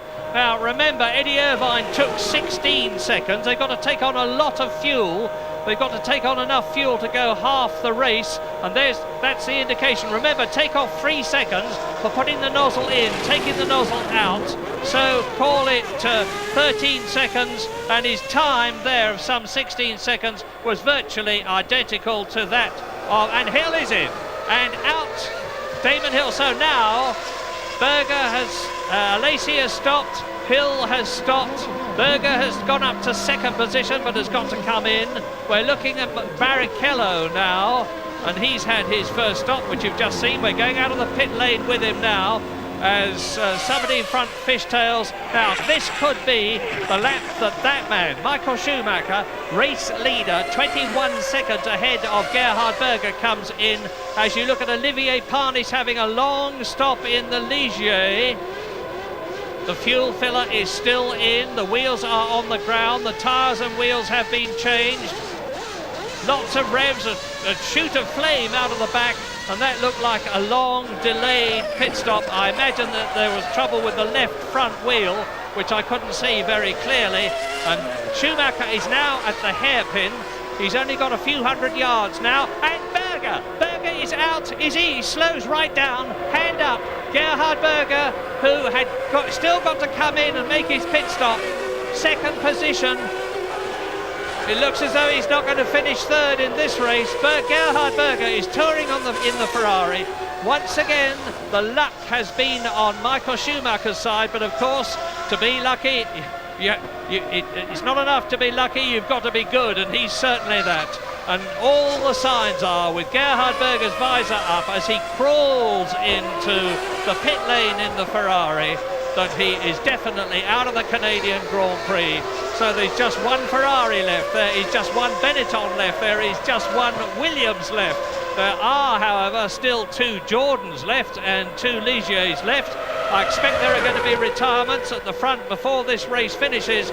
The Ferrari mechanics leap onto Gerhard Berger's car. Now, up it goes. Yes, I think it must have been out of fuel. He must have been on the radio saying that he was out of fuel in the Ferrari. We know the Ferrari is heavy on fuel consumption, but nevertheless, maybe the engine is not running as it should be, a little bit richer. That is one explanation, but certainly the way that Berger was coasting in there, he must have been radioing to those mechanics, and very fortunate for Berger that if that is the problem, yes, and it's fired up again, that he should run out so very near the end of that lap, because he's going to get back into the race, and the car, I'm sure, will be absolutely fine after that, although of course he will have lost maybe 20 seconds. We'll have to wait and see. As there is Blundell in for his stop too. And now is the time to sit back and consider the effect of all these fuel and tyre stops. Because now Alesi has stopped, Hill has stopped, Barrichello has stopped, Brundle is up into 5th position and has not stopped. Panis is 6th, and Irvine is 6th and has stopped, as has Panis, who is 7th. But he hasn't, and he is Michael Schumacher. But he's got a mammoth lead now, a gigantic lead. 50 seconds lead over Alesi. He can come in, stop, change the tyres and wheels, refuel, change his oil, wipe his visor, have a cup of tea, and still rejoin in the lead in the Benetton. And of course all the important parts of that, i.e. putting in the fuel, are taking around about 14 or 15 seconds. It's the first time that we've seen any of the front runners taking on a full maybe 110 litres, and this circuit has the greatest fuel consumption of any circuit, and that means that the fuel load that's going in is higher than anywhere else. And couple this high total fuel load for the race together with making just one stop, that's why the stops are so long here. And look at the way Michael Schumacher conserves his fuel, notwithstanding the fact that he's leading this race by 50 seconds. Everybody else has been in. Alesi's been in, Hill's been in, Barrichello's been in, so has Irvine, so has Brundle, so has Berger. But the depressing Michael Schumacher, from the point of view of everybody else in the race, just soldiers on at a speed faster than anyone else, continually building his lead. And this really is an immensely depressing situation. That's Alesi, who is second, 52 seconds behind Schumacher. This is an immensely depressing situation for the other teams, because although the characteristics of Monaco and Canada are different, Michael Schumacher is proving to be as crushingly dominant here in Montreal as he was in Monaco. And the Benetton pit crew is ready now. Kenny Handkammer will be getting ready to lift up the front of the Benetton. Steve Matchett will be getting ready to lift up the back of the Benetton. There are 18 people involved in refueling and changing the tyres and wheels in the Benetton team. You'll be able to see them all at work very shortly. And John Alesi has not got a hope of getting that first place unless Michael Schumacher has a problem whilst he is stopped. Here he is, now he's coming in. This is Michael Schumacher on lap 38, coming in for his only fuel and tyre stop of the race. Now count those mechanics if you can, you'll have a job because they work so fast and so close. But there are 18 of them, and already the front and both the fronts are on. It's the fueling that takes the time. It only takes about 5 or 6 seconds to change the tyres, and that is an absolutely mega stop. 16 seconds for Eddie Irvine, 16 seconds for Jean Alesi, 13 seconds for Michael Schumacher. The Benetton team is the best here, not only just as far as the driver is concerned, the engine, Renault is concerned, the car, but also the pit stop. Superlative. Yes, I think we ought to qualify that comment by the fact that whilst that stop was the best, and the Benetton team are, to my mind, the best at making the pit stops, the Benetton team actually had to put less fuel in because Schumacher stayed out for longer, some 5 laps longer than most of the other cars, and that would have meant the amount of fuel that they had to put in the Benetton to complete the race distance was less, and therefore that's a reason why the stop should have been a little shorter than that for Damon Hill and the Ferrari of Alesi, but not quite that much. And it does underline just how good Michael Schumacher is, not just at driving quickly, but driving economically. He had to have less fuel put in as a result of the fact he's got less distance to go now. Where from lap 39 out of 69, Michael Schumacher's lead over Alesi has come down to a mere 30 seconds, 3-0, half a minute, devastating for the others. Damon Hill is 40 seconds behind Schumacher and 10 behind Alesi in third position. Barrichello and Irvine are inching up the points table because Barrichello is now fourth in the Jordan Peugeot and Eddie Irvine is fifth. Are we going to see both Jordans finishing in the top 6 for the first time this year? Panis in the Ligier, a very capable driver, as Schumacher is leading Gerhard Berger there. Panis is 6th, Brundle is 7th in the Ligier, so both the Ligiers are doing well. Gerhard Berger, as you can see, has been lapped. He's in 8th position as a result of having to coast in. And whilst he was unlucky to run out of fuel, or bad planning, whichever way you like to look at it, my goodness, he was jolly lucky to run out of fuel where he did. And Blundell is in 9th position as out of the race goes Bertrand Gachot. Tony Jardine has news for us. Well, alongside the mechanics in the Benetton pit, and as you said, Murray, it was a very smooth and a very well-drilled organisation. It was excellent. They're all smiling here in the Benetton pit, but by contrast, next door at Williams, there are grim, long faces on the Williams personnel. Some of the mechanics are understandably looking very dejected.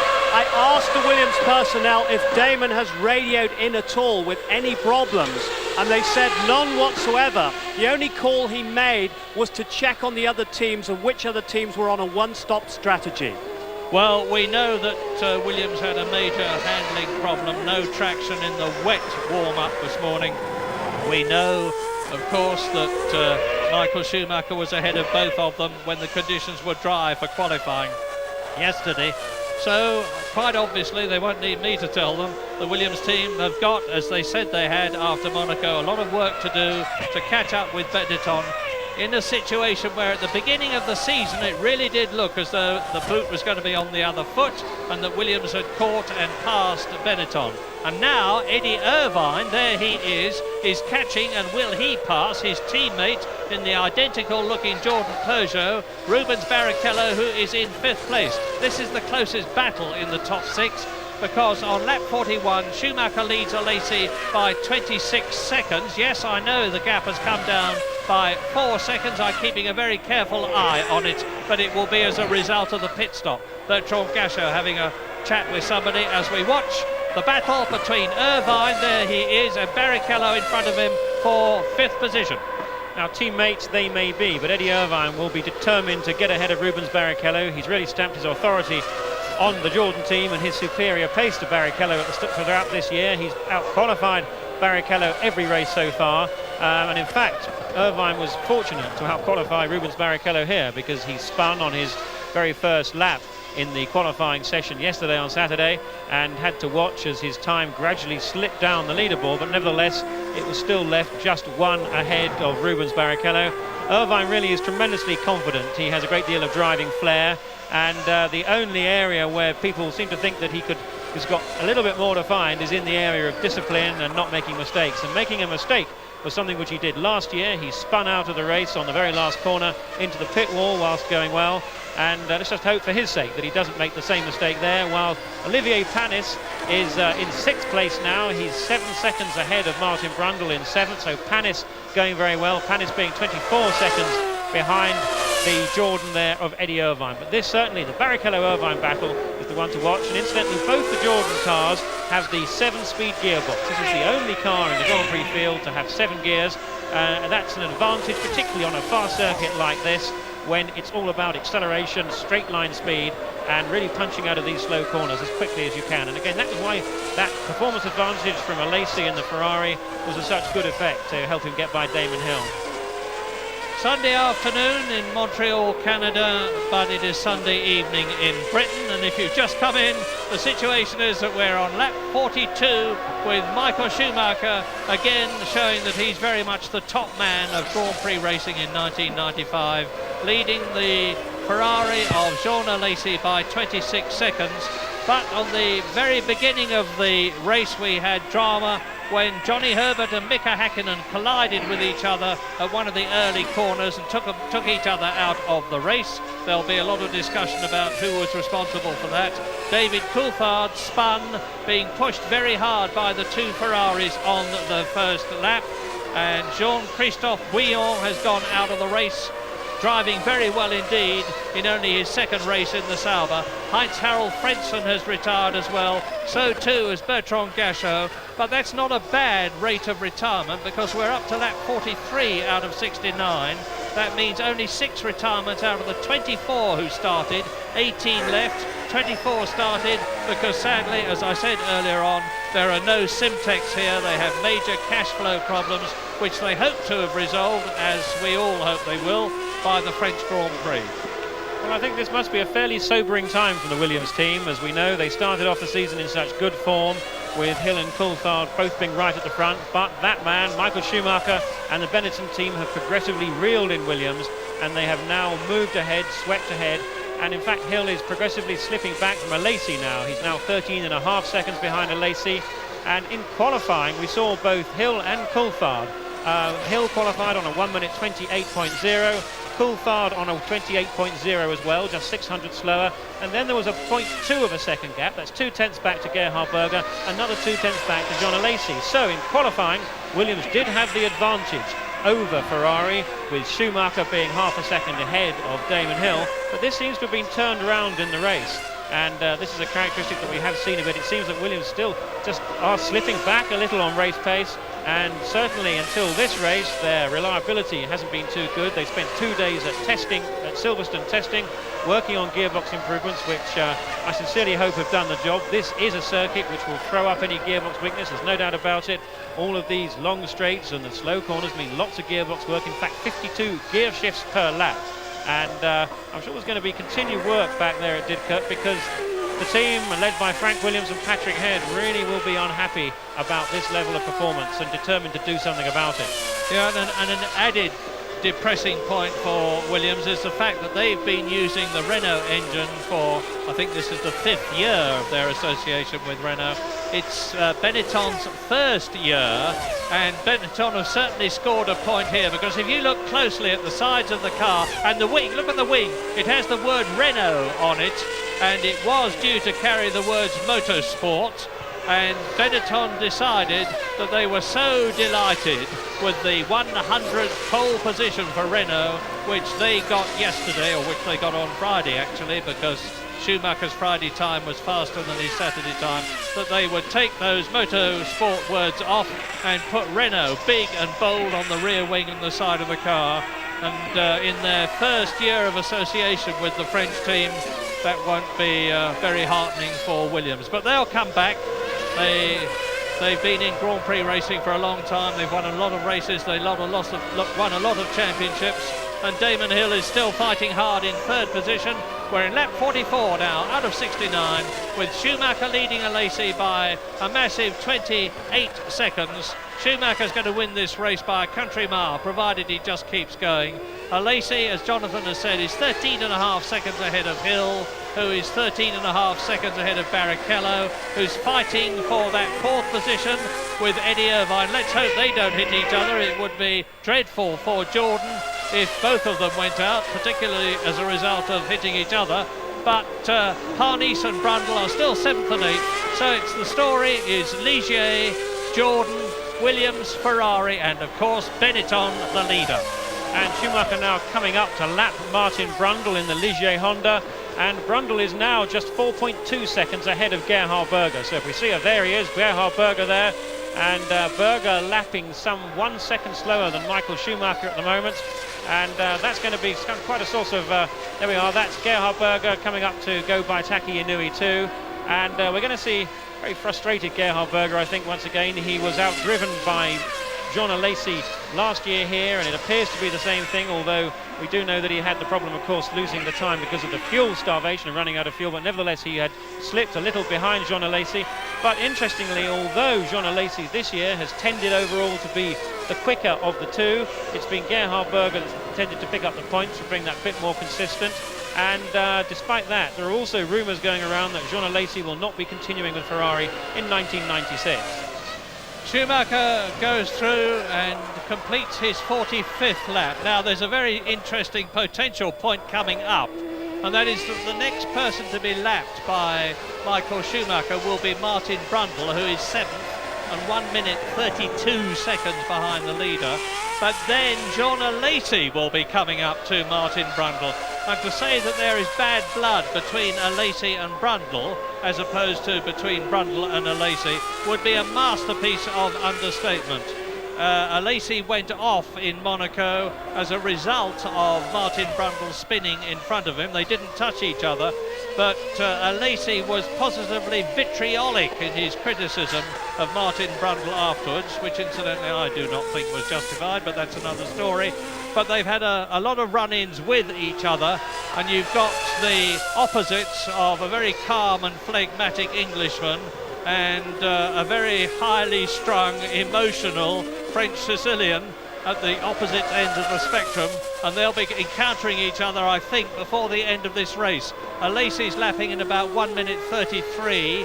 So's Martin Brundle at the moment, actually. He's going extremely well. 7 seconds behind his teammate. 6th position, Olivier Panis. 5th is still Irvine. 4th is still Barrichello in the Jordan Peugeots. And the Peugeot people will be keeping their fingers crossed, because their entree, there's Barrichello, there is Irvine. So this is the battle for 4th position as they come out of turn 8. They're doing about 160 miles an hour here and accelerating, then down to the east hairpin. Indeed, here's the best battle. That's 0.9 of a second, the gap that we're looking at.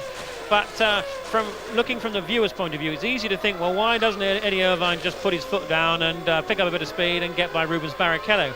But inside these two cars, the drivers are driving with their foot absolutely to the floor for every fraction of a second they possibly can. For any viewer who's used to going to an indoor kart circuit and having the feeling of being absolutely flat out and with your foot barely lifting from the throttle on a kart and being able to do nothing to try to go any faster. That's what it feels like for these guys, although instead of having 5 horsepower, they've got about 705. And yet, with the level of driving expertise you need in Formula One, you can absolutely wring the neck of the cars, driving consistently within 0.2 of a second around a 4.5 kilometre or 3-mile circuit. They are really right on the edge, pushing to the limit all the time, and to chip away and close for Eddie Irvine to close that gap and to get it down from maybe 0.9 of a second to 0.5 of a second really demands a huge effort.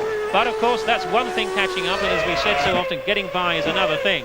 And in this race, because we've got this simplified fuel strategy of just stopping once, we're going to see the drivers have to resort, as Eddie Irvine may well do here, if he's going to get by Rubens Barrichello, to actually racing on the track and being able to come up behind, getting in the slipstream, pulling by, as Gerhard Berger is surely about to do with Martin Brundle ahead of him.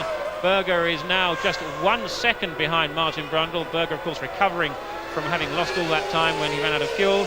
And we'll then see how Ferrari horsepower there compared with the Ferrari compares to Ligier and the Honda horsepower. But I think Berger will find a way by Brundle pretty quickly, and Martin will no doubt be reflecting on the accusations from Alesi and Ferrari that he'd actually held up the Ferrari of Alesi at Monaco. And I suspect he'll let Berger go by without too much of a problem, although we shouldn't forget they are nevertheless racing for 7th place. So Martin's not going to give it up, but I think he'll be fair about the whole thing, and that's the important thing.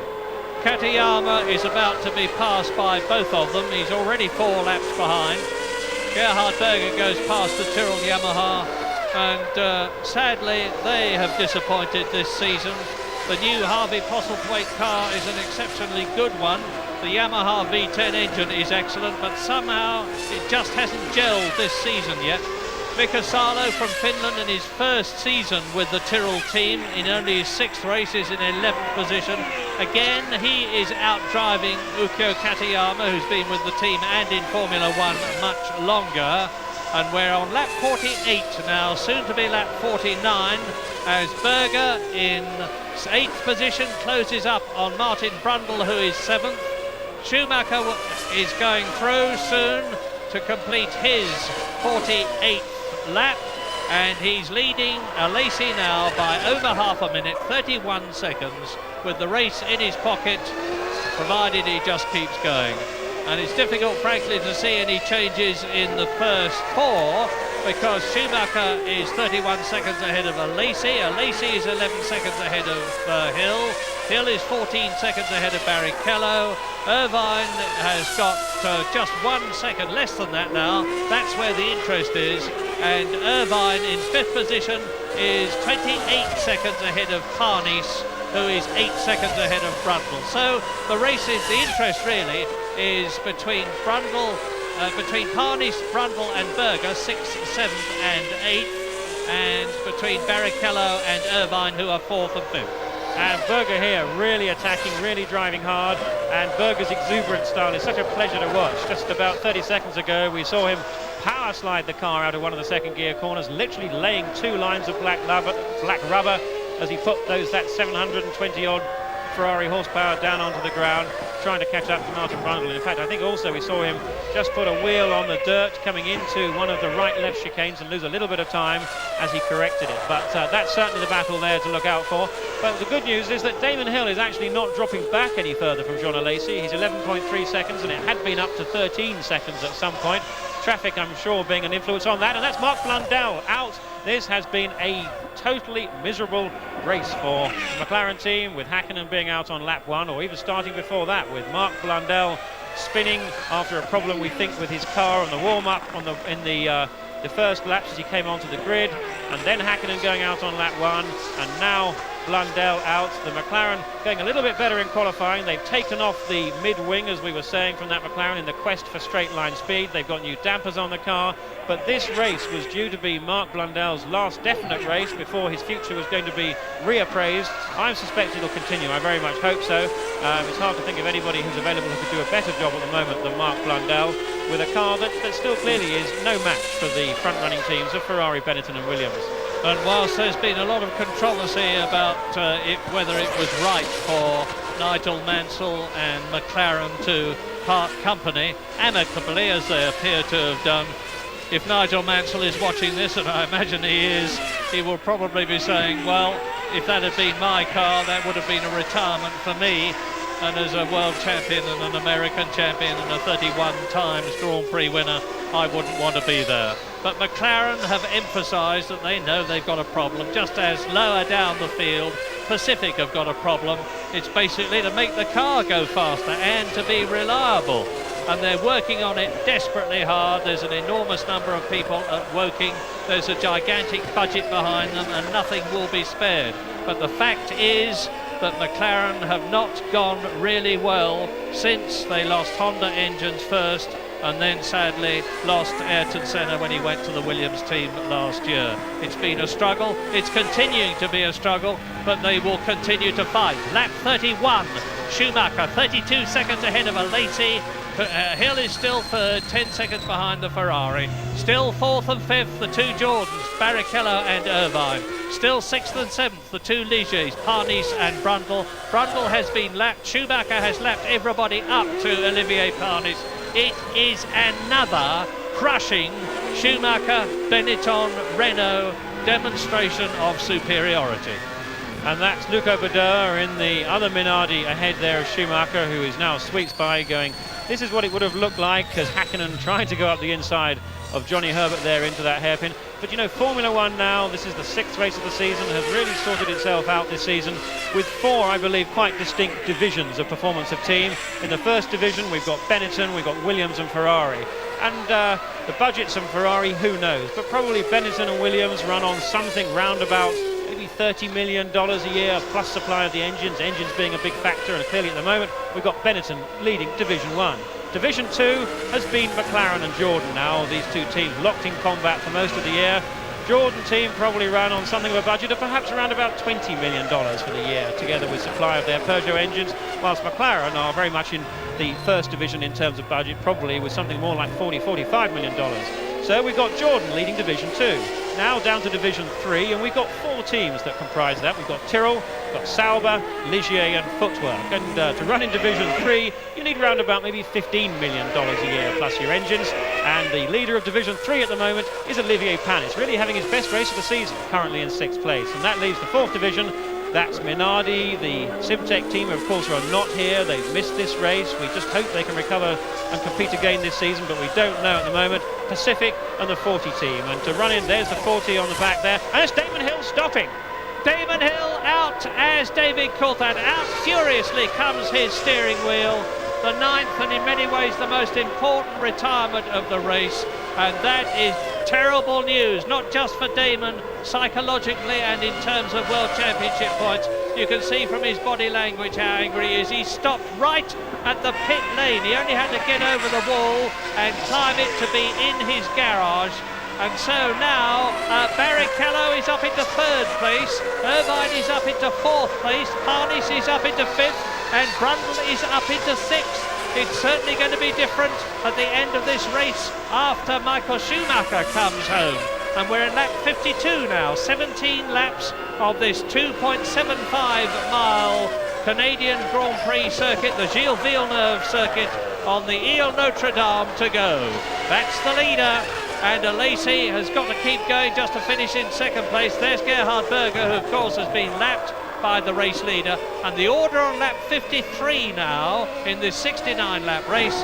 Schumacher leads, Alesi 2nd, Barrichello 3rd, Jordan, Irvine 4th, Jordan, 5th and 6th, the Ligers of Parnis and Brundle. 7th is Gerhard Berger, who is still fighting with Martin Brundle. There they are.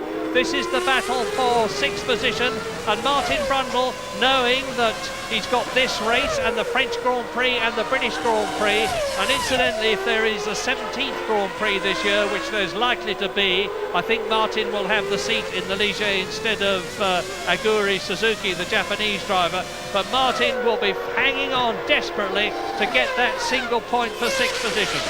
Well, desperate disappointment, and more than that from Damon Hill, frustration. He really was clearly hugely angry to retire from a race when he at least thought he could pick up 3 points, and reliability or lack of it has been something which I know has been getting to him of late. He's desperate to get points even if he can't win Grand Prix in his quest for championship success. But here we're going to see some good race driving, I hope, because Gerhard Berger is going to be determined to wrest that 6th place there from Martin Brundle, but Brundle's going to know he's up to 6th place, and that means points. And Brundle will want to do everything that he legitimately can to prevent Gerhard Berger getting by. Now we shall well see him take the inside line into corners. That's just keeping on the inside. He doesn't need to at the moment because Berger is not close enough. But as Berger starts to look very close indeed, expect to see Brundle move across to the inside and effectively block Berger and prevent him coming by. Now that one can do, but what one cannot do is weave across the road and literally physically force an overtaking car off the road or off the side of the track. And it's going to be interesting to see how Brundle manages to use tactics to keep that 6th place. He's got another 14, 15 laps to go, and I believe he's got a chance of doing it. The vastly experienced Martin Brundle, 132 Grand Prix, against the even more experienced Gerhard Berger, 169 Grand Prix. But while you watch this, I'll tell you that no points for Williams means that they are going to lose the 2nd place in the Constructors' Championship to Ferrari, who have got Alesi in the top 6, Alesi who is 2nd, and Gerhard Berger in the top 6 if he can get past Martin Brundle, although that's obviously going to be very difficult. And it means too that Damon Hill has got an even greater gap between him and Michael Schumacher. Hill will still be leading, will still be 2nd in the championship, but he'll be another 10 points. He'll be 15 points behind Michael Schumacher. So let's concentrate on this. Martin Brundle, V10, Mugen-powered Ligier. Mugen means Honda, and Honda would like to come back into Grand Prix racing full-time, we hope. We remember the good times that they had with McLaren and, of course, with Williams. And if they do come back full-time, it might well be with Ligier. There's a battle going on in the courts. Minardi think that they had the Mugen engine tied up for this season. It went instead to the Ligier team, and Minardi are contesting it in the courts. How strong their case, I don't know. But the engine is a cracker, no doubt about that. Look at the way Martin is going. He can see Gerhard Berger big in his mirrors. This is the battle for 6th position on lap 55 of the 69-lap Canadian Grand Prix, as the Ligier and the Ferrari, Brundle and Gerhard Berger, come up to the Tyrrell of Mika Salo, because now Ukyo Katayama has retired. There are 9 retirements. This is the hairpin, very slow. Salo, first timer here, he's driving extremely well. It's his first time in Canada, as it is his first time at nearly all the circuits. Now Brundle's going to desperately hope here that Salo moves across, lets Brundle go through when the time is right, and that's more or less now. Salo is some 9 seconds clear of Luco Badoa, who's in 10th place, and therefore he does not, no, he hasn't got through now. Now we're coming into the right-left before the main start-finish line as Hill's car gets craned out of the way. This is where Salo should keep to the right, let Brundle go through on the left-hand side, but Berger will want to have a go at capitalising on the whole lot if we're not careful. We're trying to get a word with Damon Hill, who has just angrily gone into the motorhome, has shouted something at Frank Williams. I can't tell you what it was because I don't know, but Tony Jardine is literally doorstepping the motorhome in the hope of getting an angry Damon Hill to come out and tell us what happened and what his attitude about it is. Lap 56. This is the battle between Martin Brundle and Gerhard Berger for the 6th position and the last World Championship point in the Canadian Grand Prix. And Gerhard pushing. He's been in the points in every race this year. He has been 3rd in every race this year except one when he was in 6th position, Gerhard Berger, and that was in Argentina. So he will be looking to maintain his record of points in every Grand Prix and underline Ferrari performance and reliability. Great scrap this is. Looking back at Gerhard Berger. They go inside Mika Salo, who moves over and lets them through. Accelerate away up to the chicane now. Hard left. Then there it is. Brundle goes in. Berger follows him. Well, that was good driving there from Mika Salo. I was on the verge of saying something else if he hadn't let Brundle go by for too much longer.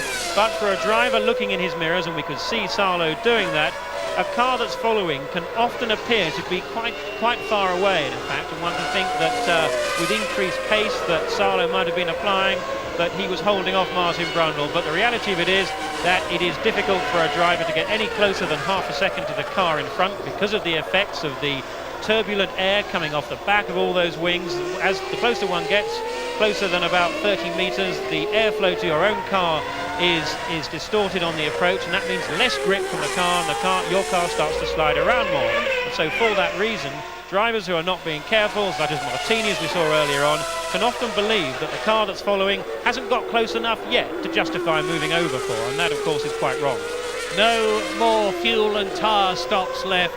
The race is going to go through to the end now with no more stops. Schumacher is just maintaining his rhythm, keeping up his momentum, listening to his radio, watching his pit signals, knowing that with a 33-second cushion between himself and the Ferrari, he can afford to lose quite a bit of time on each of the 13 laps that are left, including the one he's on, and still come home the winner. And that would give him his 4th victory of 1995, further to increase his World Championship lead over the retired Damon Hill, who's just gone out with some problem we don't know about.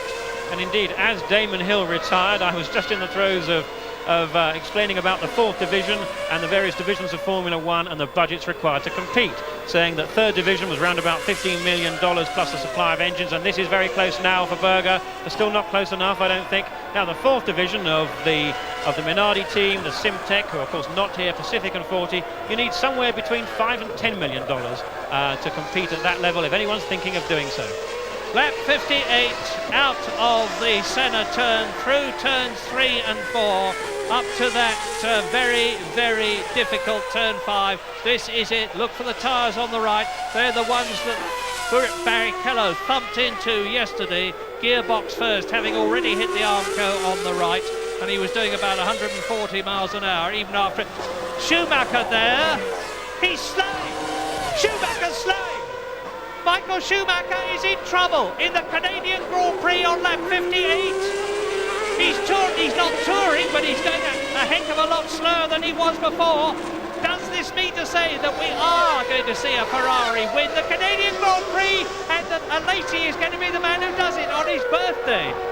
Schumacher's losing time all the time. He's on lap 58 now. It's a 69-lap race. He is very definitely going to have to come in at minimum. He's round the hairpin now. This is a highly dramatic development, to put it very mildly indeed. Remember, Michael Schumacher went out at San Marino when he had a crash, and he has won all the other races except Argentina, where he finished 3rd.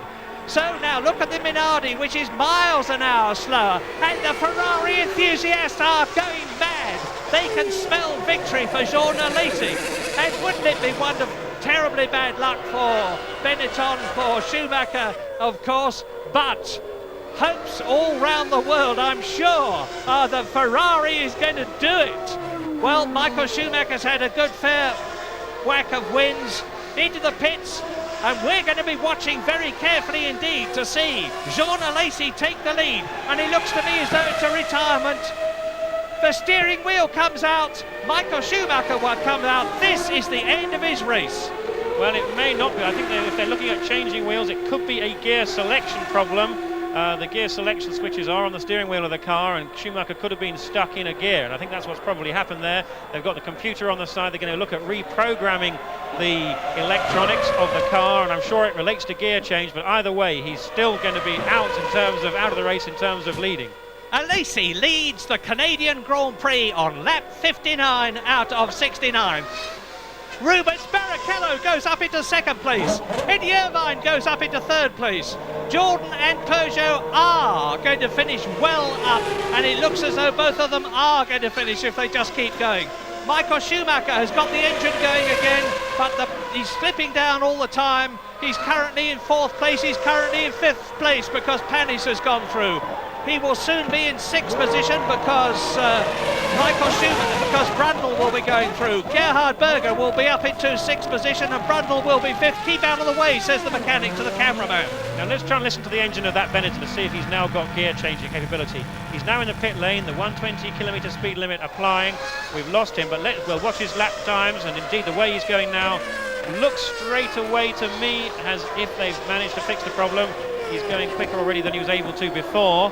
and we need to see how much time he's lost in that, and that was 1 minute 32 seconds Schumacher has lost. That will put him back to something like 8th place.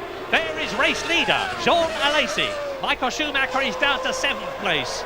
There are 10 laps left, including the one that is left, the one that they're on, and the Ferrari flags are flying high in Montreal.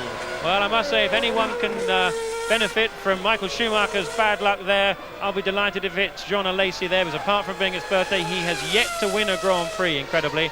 And to win your first Grand Prix on your birthday will be emotional for anybody, but it'll be particularly so for Jean Alesi, and it'll actually also take Ferrari through to 105 Grand Prix wins to make them the most successful Grand Prix team in history. That's currently tying between McLaren and Ferrari on 104.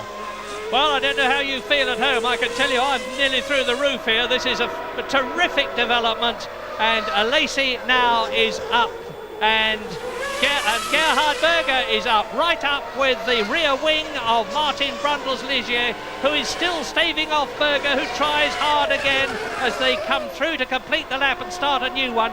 They're in 5th and 6th places. Incidentally, the highest position that Jordan have ever had in a Grand Prix is 3rd, and they are currently 2nd and 3rd. That would give them 10 points in the Constructors' Championship. It would raise their stock very high in France, and with Peugeot, here is a replay of Gerhard Berger and Martin Brundle almost coming together at the hairpin. Martin holds his position. He will not be intimidated by Gerhard Berger. I wouldn't like to be trying to intimidate Martin Brundle. He's a very tough chap. And this is an incredibly demanding time for Brundle, because to have somebody as close behind as that, somebody that you know is quicker, and yet you know that you've got the right to be there all the time that you can, driving in a reasonable way. Martin's going to be spending more time looking in his mirrors than he is going forwards, or certainly very close to it. But it's important that he doesn't make mistakes, because Berger's best chance of getting by Brundle is going to come from pushing Brundle that hard that Brundle will run wide coming out of a corner and perhaps lose momentum and allow Berger to come alongside on the approach to the next and then outbrake him. It's that kind of sequence, and it can take 2 or 3 corners of building up, closing the gap as we look at Jean Alesi out, leading the race now by 22 seconds from Rubens Barrichello. It's going to take a bit of planning there. Well, Rubens Barrichello, Damon, do you feel a little bit better knowing that Schumacher's dropped back into the points? I think for me it's a help if that,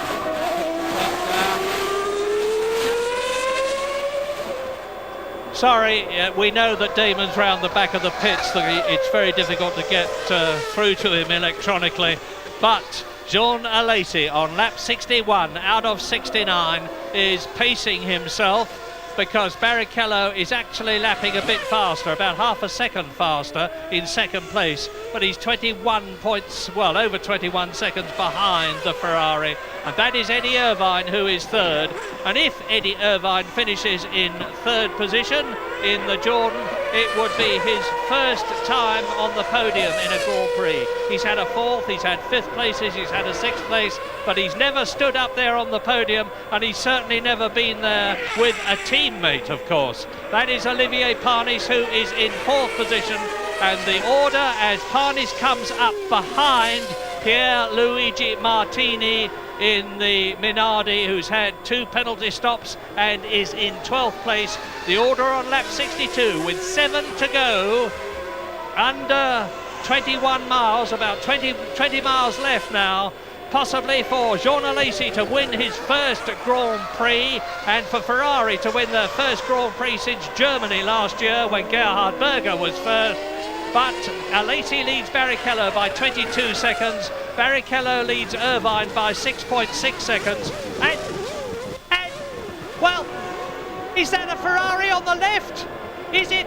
I think that's probably Brundle. It's Berger and Brundle have sorted themselves out. They have resolved their battle by taking each other off. And that, of course, here is a replay. Look, you see, Gerhard Berger, this is turn 1, tries to take Martin Brundle. Well, I'm always loath to blame anybody, because unless you're sitting in the cockpit, you can't know. But now we're looking at it from Brundle's car.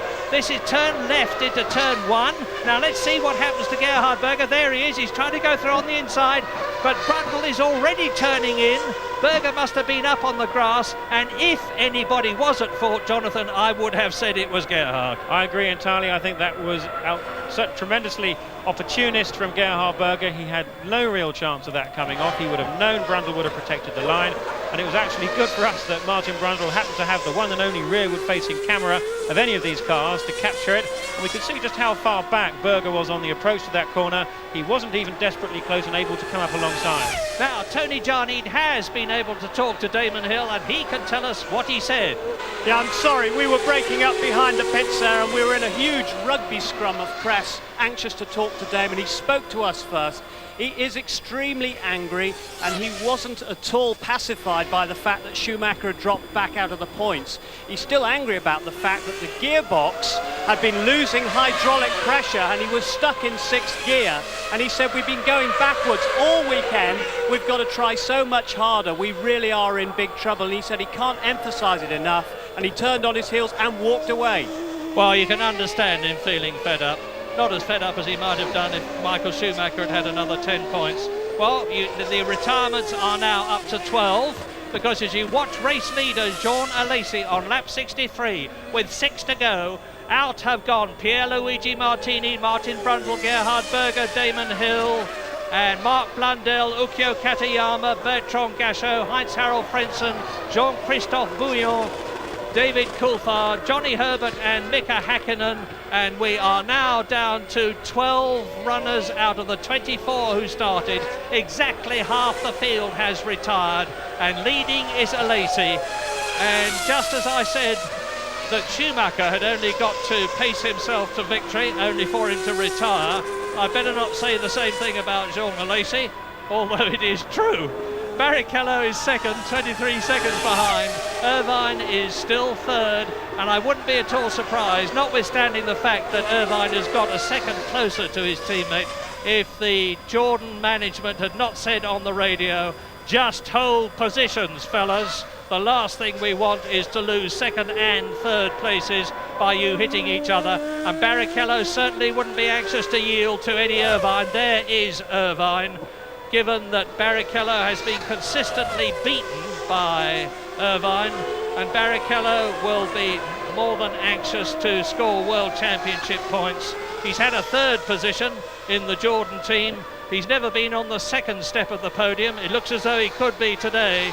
And behind those two, it's still Parnis, the other Ligier, of course, that's David Coulthard on the right with Frank Williams. Parnis is fourth. Schumacher is now back into fifth position, and he's lapping 4 seconds faster than Rubens Barrichello, who is second. But Jean Alesi, as if to sense the danger that he might be in, although it's a very remote danger, has just speeded up a second faster than he was before. And it's still Alesi leading on lap 65, 23 seconds. Schumacher is 18 seconds behind Parnis, so I can't see him doing better than fifth position and 2 points unless somebody in front of him strikes a problem. Well, you're probably right, but he is lapping 3 seconds a lap faster than Olivier Parnis, who's ahead. I'm sure Parnis can speed up by a second, and that's probably going to be enough to fend off any late charge from Schumacher. But Schumacher, I'm sure, will be on the charge. His times, he's certainly the fastest car out there at the moment by well over 1.5 seconds quicker than anybody else who's running. But the incident we saw there with Berger and Brundle does just emphasise how difficult it is to overtake in Formula One. In qualifying, Berger was 2 seconds a lap faster than Brundle, and one could probably assume that their performance on the track in the race would have given a similar level of difference in pace, in that Brundle was probably lapping around about 2 seconds a lap slower than Berger could have done, because both were on the same fuel strategy of stopping once, and yet Berger could not find a way. There we go, Schumacher, as we said, really turning it on now, setting the fastest race lap. He's got nothing to lose. If he goes off the road now, he'll lose 2 points, which is not going to be of particular significance to him, but what he will be determined to do is try and close that gap, and he's now again taken 3.5 seconds off Parnis. I don't think he's going to make it, but it is going to be close by the end. But it's so difficult, as we were saying, with Brundle and Berger to get an overtaking margin on the brakes, even when you've got Ferrari levels of power and straight line speed, is tremendously difficult. And in fact, Montreal is certainly not one of the hardest circuits to overtake on. It's at best medium. And although the grip of the cars has been reduced this year and the horsepower reduced with the engines coming down from 3.5 litres to 3 litres, these cars are still lapping only 1.5 to 2 seconds slower than they were last year, when they had much more downforce and much more power. And that again just shows how much natural development of technology and therefore pace there is from these cars year by year, and one can't help wondering whether or not we shall see any further regulations to endeavour to slow the cars down and make braking distances longer in the future. Jean Alesi there, exiting the hairpin to come through and complete his 66th lap out of 69. Really does look as though he is on course for his first ever Grand Prix win. In this, his 91st Grand Prix. And Jean has had some tough luck. He started his Grand Prix career with Tyrrell. I remember at Phoenix, as all Formula One enthusiasts will, how he actually led Ayrton Senna in the McLaren and took the lead from him. There's his pit signal going out. Alesi's heart will certainly be beating fast. He's already had a pole position in his career. He's been second 6 times. He's been third 10 times. He's never had a victory. Nobody deserves one more than he does. And Jean Todt, who is the team manager of Ferrari, will, in his inscrutable way, be just ticking off the laps which remain. This is lap 67.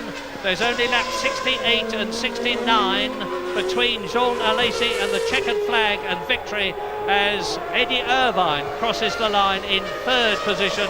He's now 8 seconds behind Barrichello, so he's either decided to settle for 3rd place, or it's been suggested to him from the Jordan pit that he should do so. Lap 67 then, Alesi, Barrichello, Irvine, Harness in the Ligier, Schumacher flying, and another record lap, 1:29.2, which is 3 seconds faster than Alesi, but it's not going to be enough. Morbidelli is 6th, Salo is 7th, Badeur is 8th, Inouye is 9th, Brundle is out, and there are just 9 runners left, but Martin Brundle is currently classified in 10th position. If I suspect you're right, Schumacher is now 2.5 seconds quicker than Panis, because while Schumacher's gone quicker, Panis has responded just to pull out enough pace to keep himself ahead of Schumacher, and I think he'll be successful.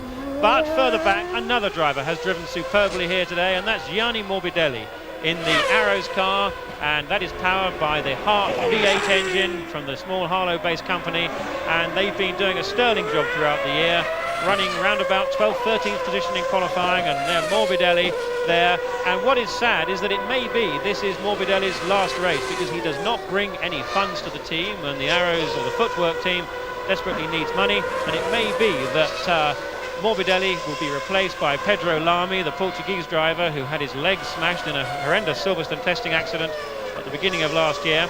And that would be a great shame, because he is an undoubted talent, and one that really does deserve to be in a good car. Lap 68, Martin Brundle is with Tony Jardine. Martin, terribly hard luck. From where we looked, it looked as if it was Gerhard's fault. What did you think? Yes, I was defending my line. It looks like Gerhard must have lost it and gone completely out of the vision of my mirrors. And I turned in as per normal speed, and suddenly there was a flying Ferrari coming to tee. Great disappointment for you, obviously. Yeah, I've driven a good race, and we've made some good progress in the team. I'm sad for the team we didn't get 2 cars in the points. Hopefully my teammate's going to come home with a good result here, and it'll be a good team weekend. Are you pleased about Ferrari being ahead at the moment? No. Thanks, Martin.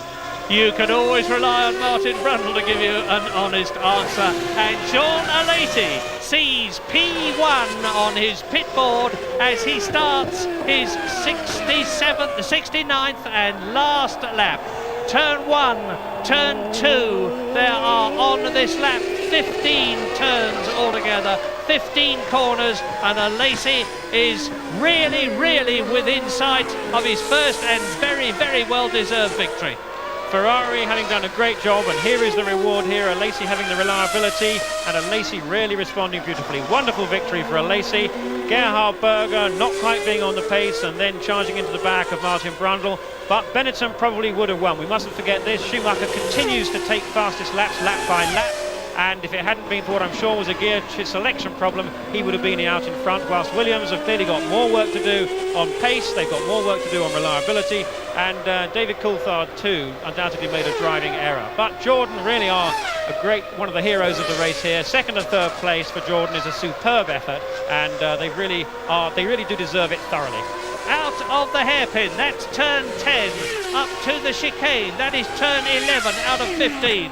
John Alesi potentially victorious, just a few hundred yards, because he's now up to turn 12. The Ferrari mechanics are already leaning over the Armco, ready to greet him home, and what a hero he's going to be, not just here in Canada, but all around the world with Ferrari fans, and particularly, of course, in Italy.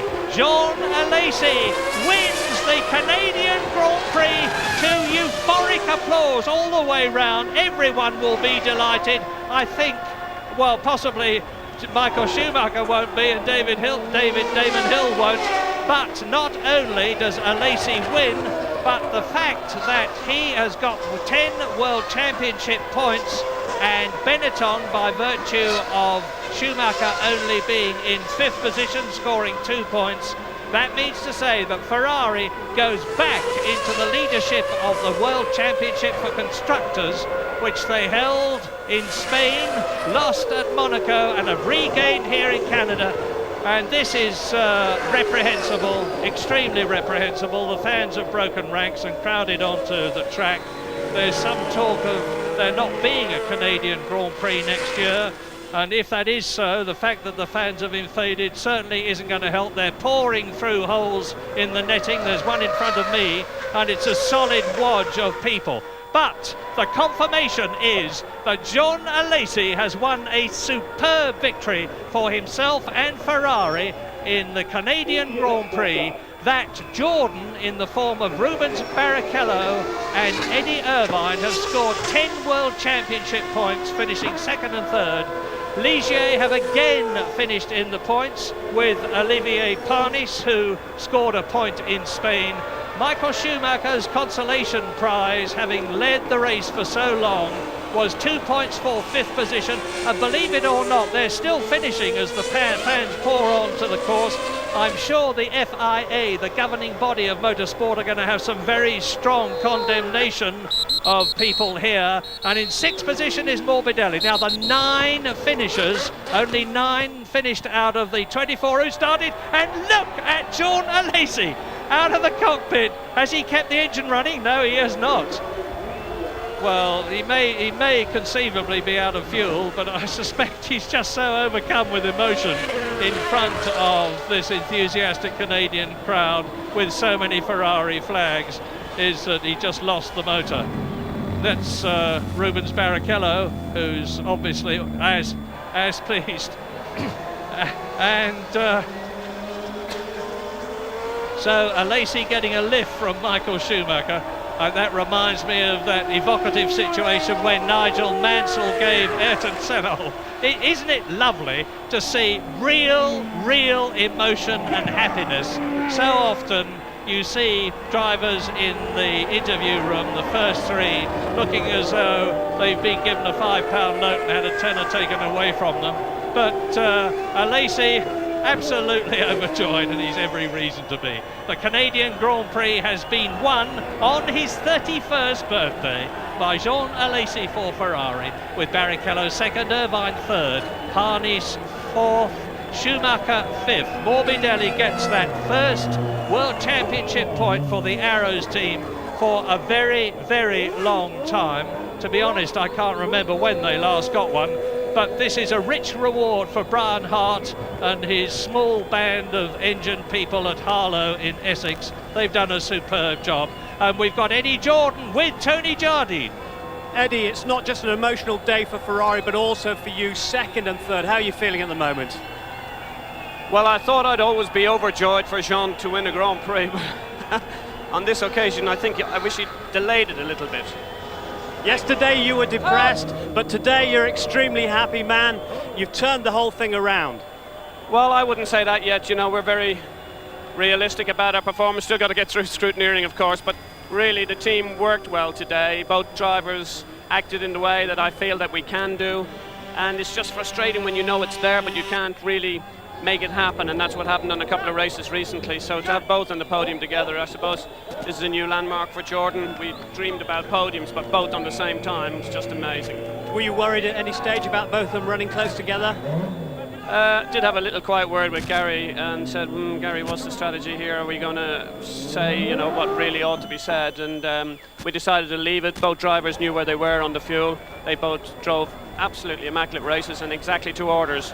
So we were overjoyed, I have to say. Thank you, Eddie. Well, it's a particularly wonderful day for Eddie Jordan, because not only did his drivers Rubens Barrichello and Eddie Irvine finish second and third, but in a way Jean Alesi is Eddie Jordan's driver, because Jean won the European Formula 3000 Championship in 1988 as an Eddie Jordan driver. So it's a wonderful day for the Irish, it's a wonderful day for the Italians in the form of Ferrari, and it's a wonderful day for the French, of course. Peugeot second and third, Alesi's won the race. And the drivers are in fact being waved there, in case you wonder what they're doing up on that platform.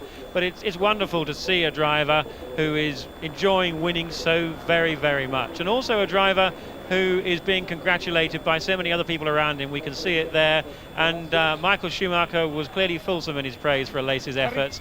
And Alesi, you know, is a driver who is admired for his brio, for his pace by everyone. Everyone knows he's full of bravado, courage, but when he's not annoyed, he's an extremely nice man. And but he's also a driver who can frustrate as well, and we know that he's got a hot temper. After Imola, he was condemning of David Coulthard, but he is, after all that, a very popular driver, and it's a tremendously popular victory for him, and one that I think could well see a turning point. History tends to show that once the driver can break through and have their first Grand Prix win, and it's been such a long time coming for Alesi, that fortune can change, and it may well emerge that Alesi, really buoyed by this performance, will end up being quite a dominant Ferrari driver for the year and overshadowing Gerhard Berger. May have come just at the right time for him if the rumours of him parting company with Ferrari at the end of the season were true. But the fact that Schumacher and Hill retired, that Schumacher only got 2 points, has closed the championship up a lot, because although Schumacher is now 7 points ahead of Damon Hill, where it might have been 15, Alesi has moved up to third position, and he's only 7 points behind Damon Hill. Gerhard Berger has gone down to fourth position in the Drivers' Championship, 7 points behind Berger. Johnny Herbert is fifth, that's Eddie Irvine running in, pursued by Barrichello. David Coulthard is sixth, but he's a long, long way behind. And in the Constructors' Championship, definitely Ferrari lead now by 3 points from Benetton, who are 6 points ahead of Williams in third position, who are 20 points ahead of Jordan, now in fourth position, thanks to their second and third places here in Montreal. That, of course, is Jean Alesi's Ferrari, and I wonder whether he did run out of fuel, or whether the fact that he took the steering wheel off will have affected him. Well, I think the fact that we saw Gerhard Berger run out of fuel in that first half of the race is clear indication that Ferrari the Ferrari was using more fuel than the engineers expected, and one could expect that to be the case, I think, for Alesi too in the second half, and which, if that is the case indeed, it'll mean that his win was all the more potentially fragile because of that.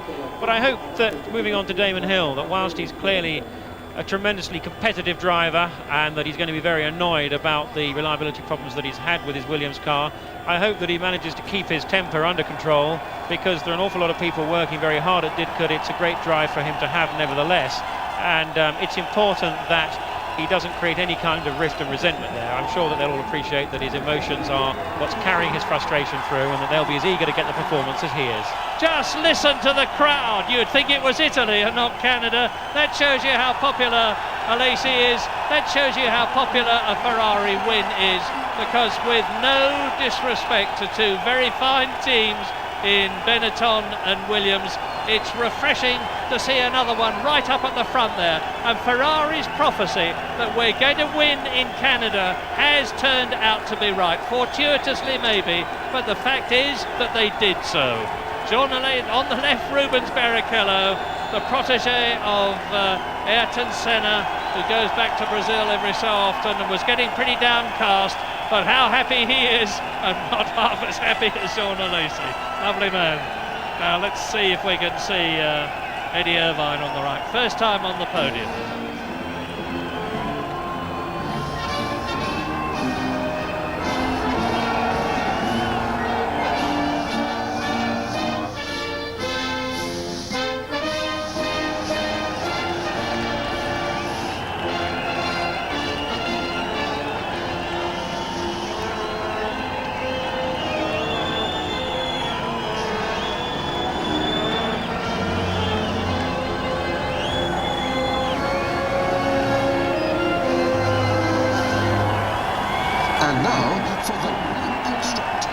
Joy abounds in Montreal. It's going to be a very happy crowd that goes home.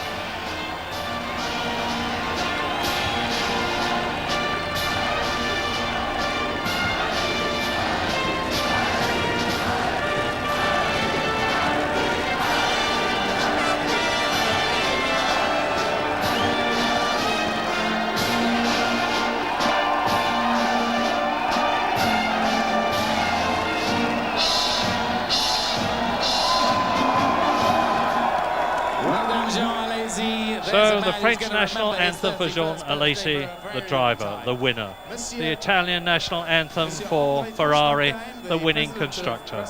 Both richly deserved. 10 points for Jean Alesi, 10 points for Ferrari.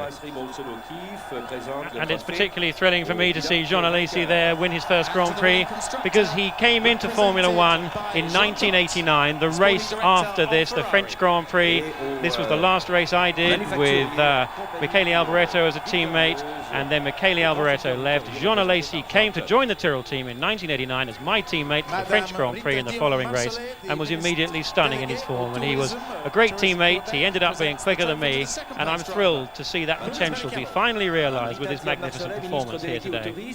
On the left of your picture, the man who in many ways is responsible for it, little Jean Todt, the Frenchman who left Peugeot because they wouldn't go into Formula One with a complete car as opposed to an engine, joined the Ferrari and pulled the team together in a situation where it was individual elements tending to pull in different directions, and Jean Todt has inspired them with the right sort of discipline, the right sort of management and administrative procedures, and there's never been any doubts about the skills at Ferrari. It was just a case of marshalling them properly. That he has done. So the Canadian Grand Prix finishes on a more than exciting and different note. Victory for Jean Alesi and Ferrari. Second place for Rubens Barrichello and Jordan. Third place for Eddie Irvine and Jordan.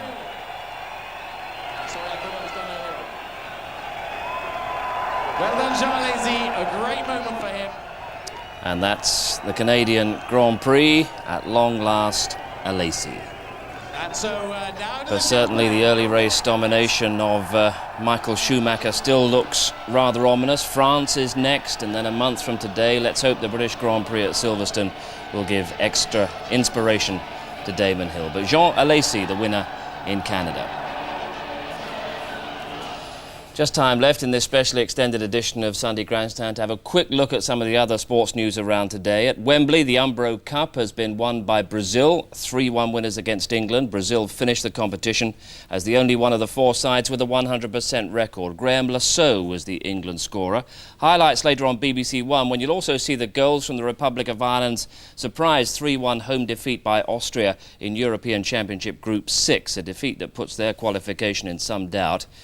Action in international match of the day, 11:05 BBC One, when Pelé will be the studio guest.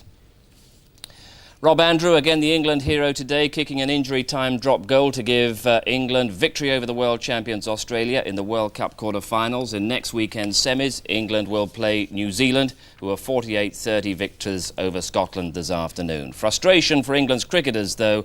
At Headingley today, West Indies won the first Cornhill Test by a very comfortable 9 wickets. Well, that's it. Hopefully, over the course of the last, 9 hours, we've learned a couple of things. The West Indies, they're going to take a great deal of beating during the course of this summer. And also, as long as he keeps going, so too will Michael Schumacher. But Jean Alesi is a triumphant winner of the Canadian Grand Prix. Bye-bye.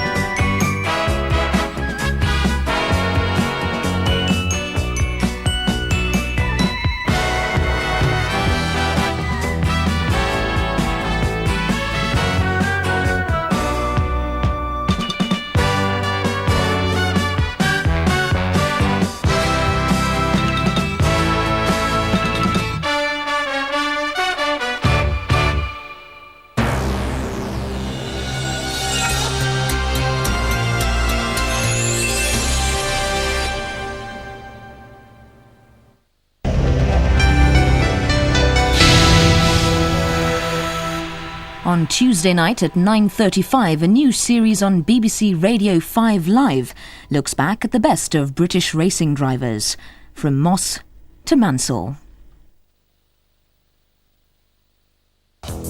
Eyes Down, mid-evening cricket, highlights of the match between Worcestershire and Lancashire, Tuesday at 8 on BBC Two.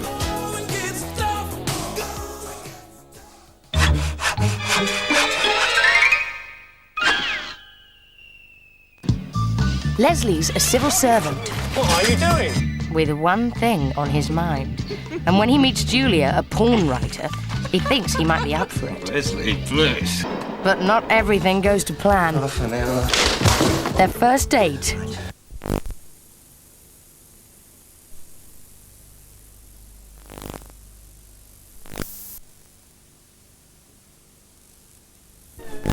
I'll just have to take off yours then, won't I?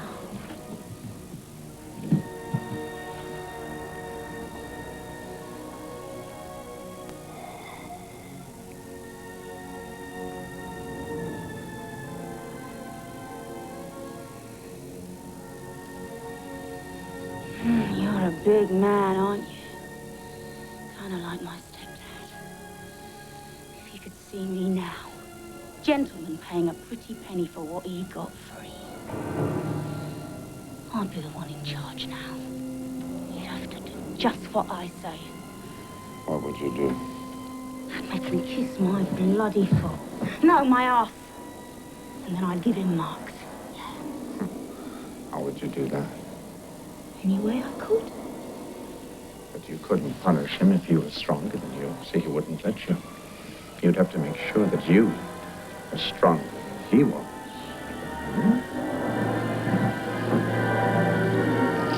Hello.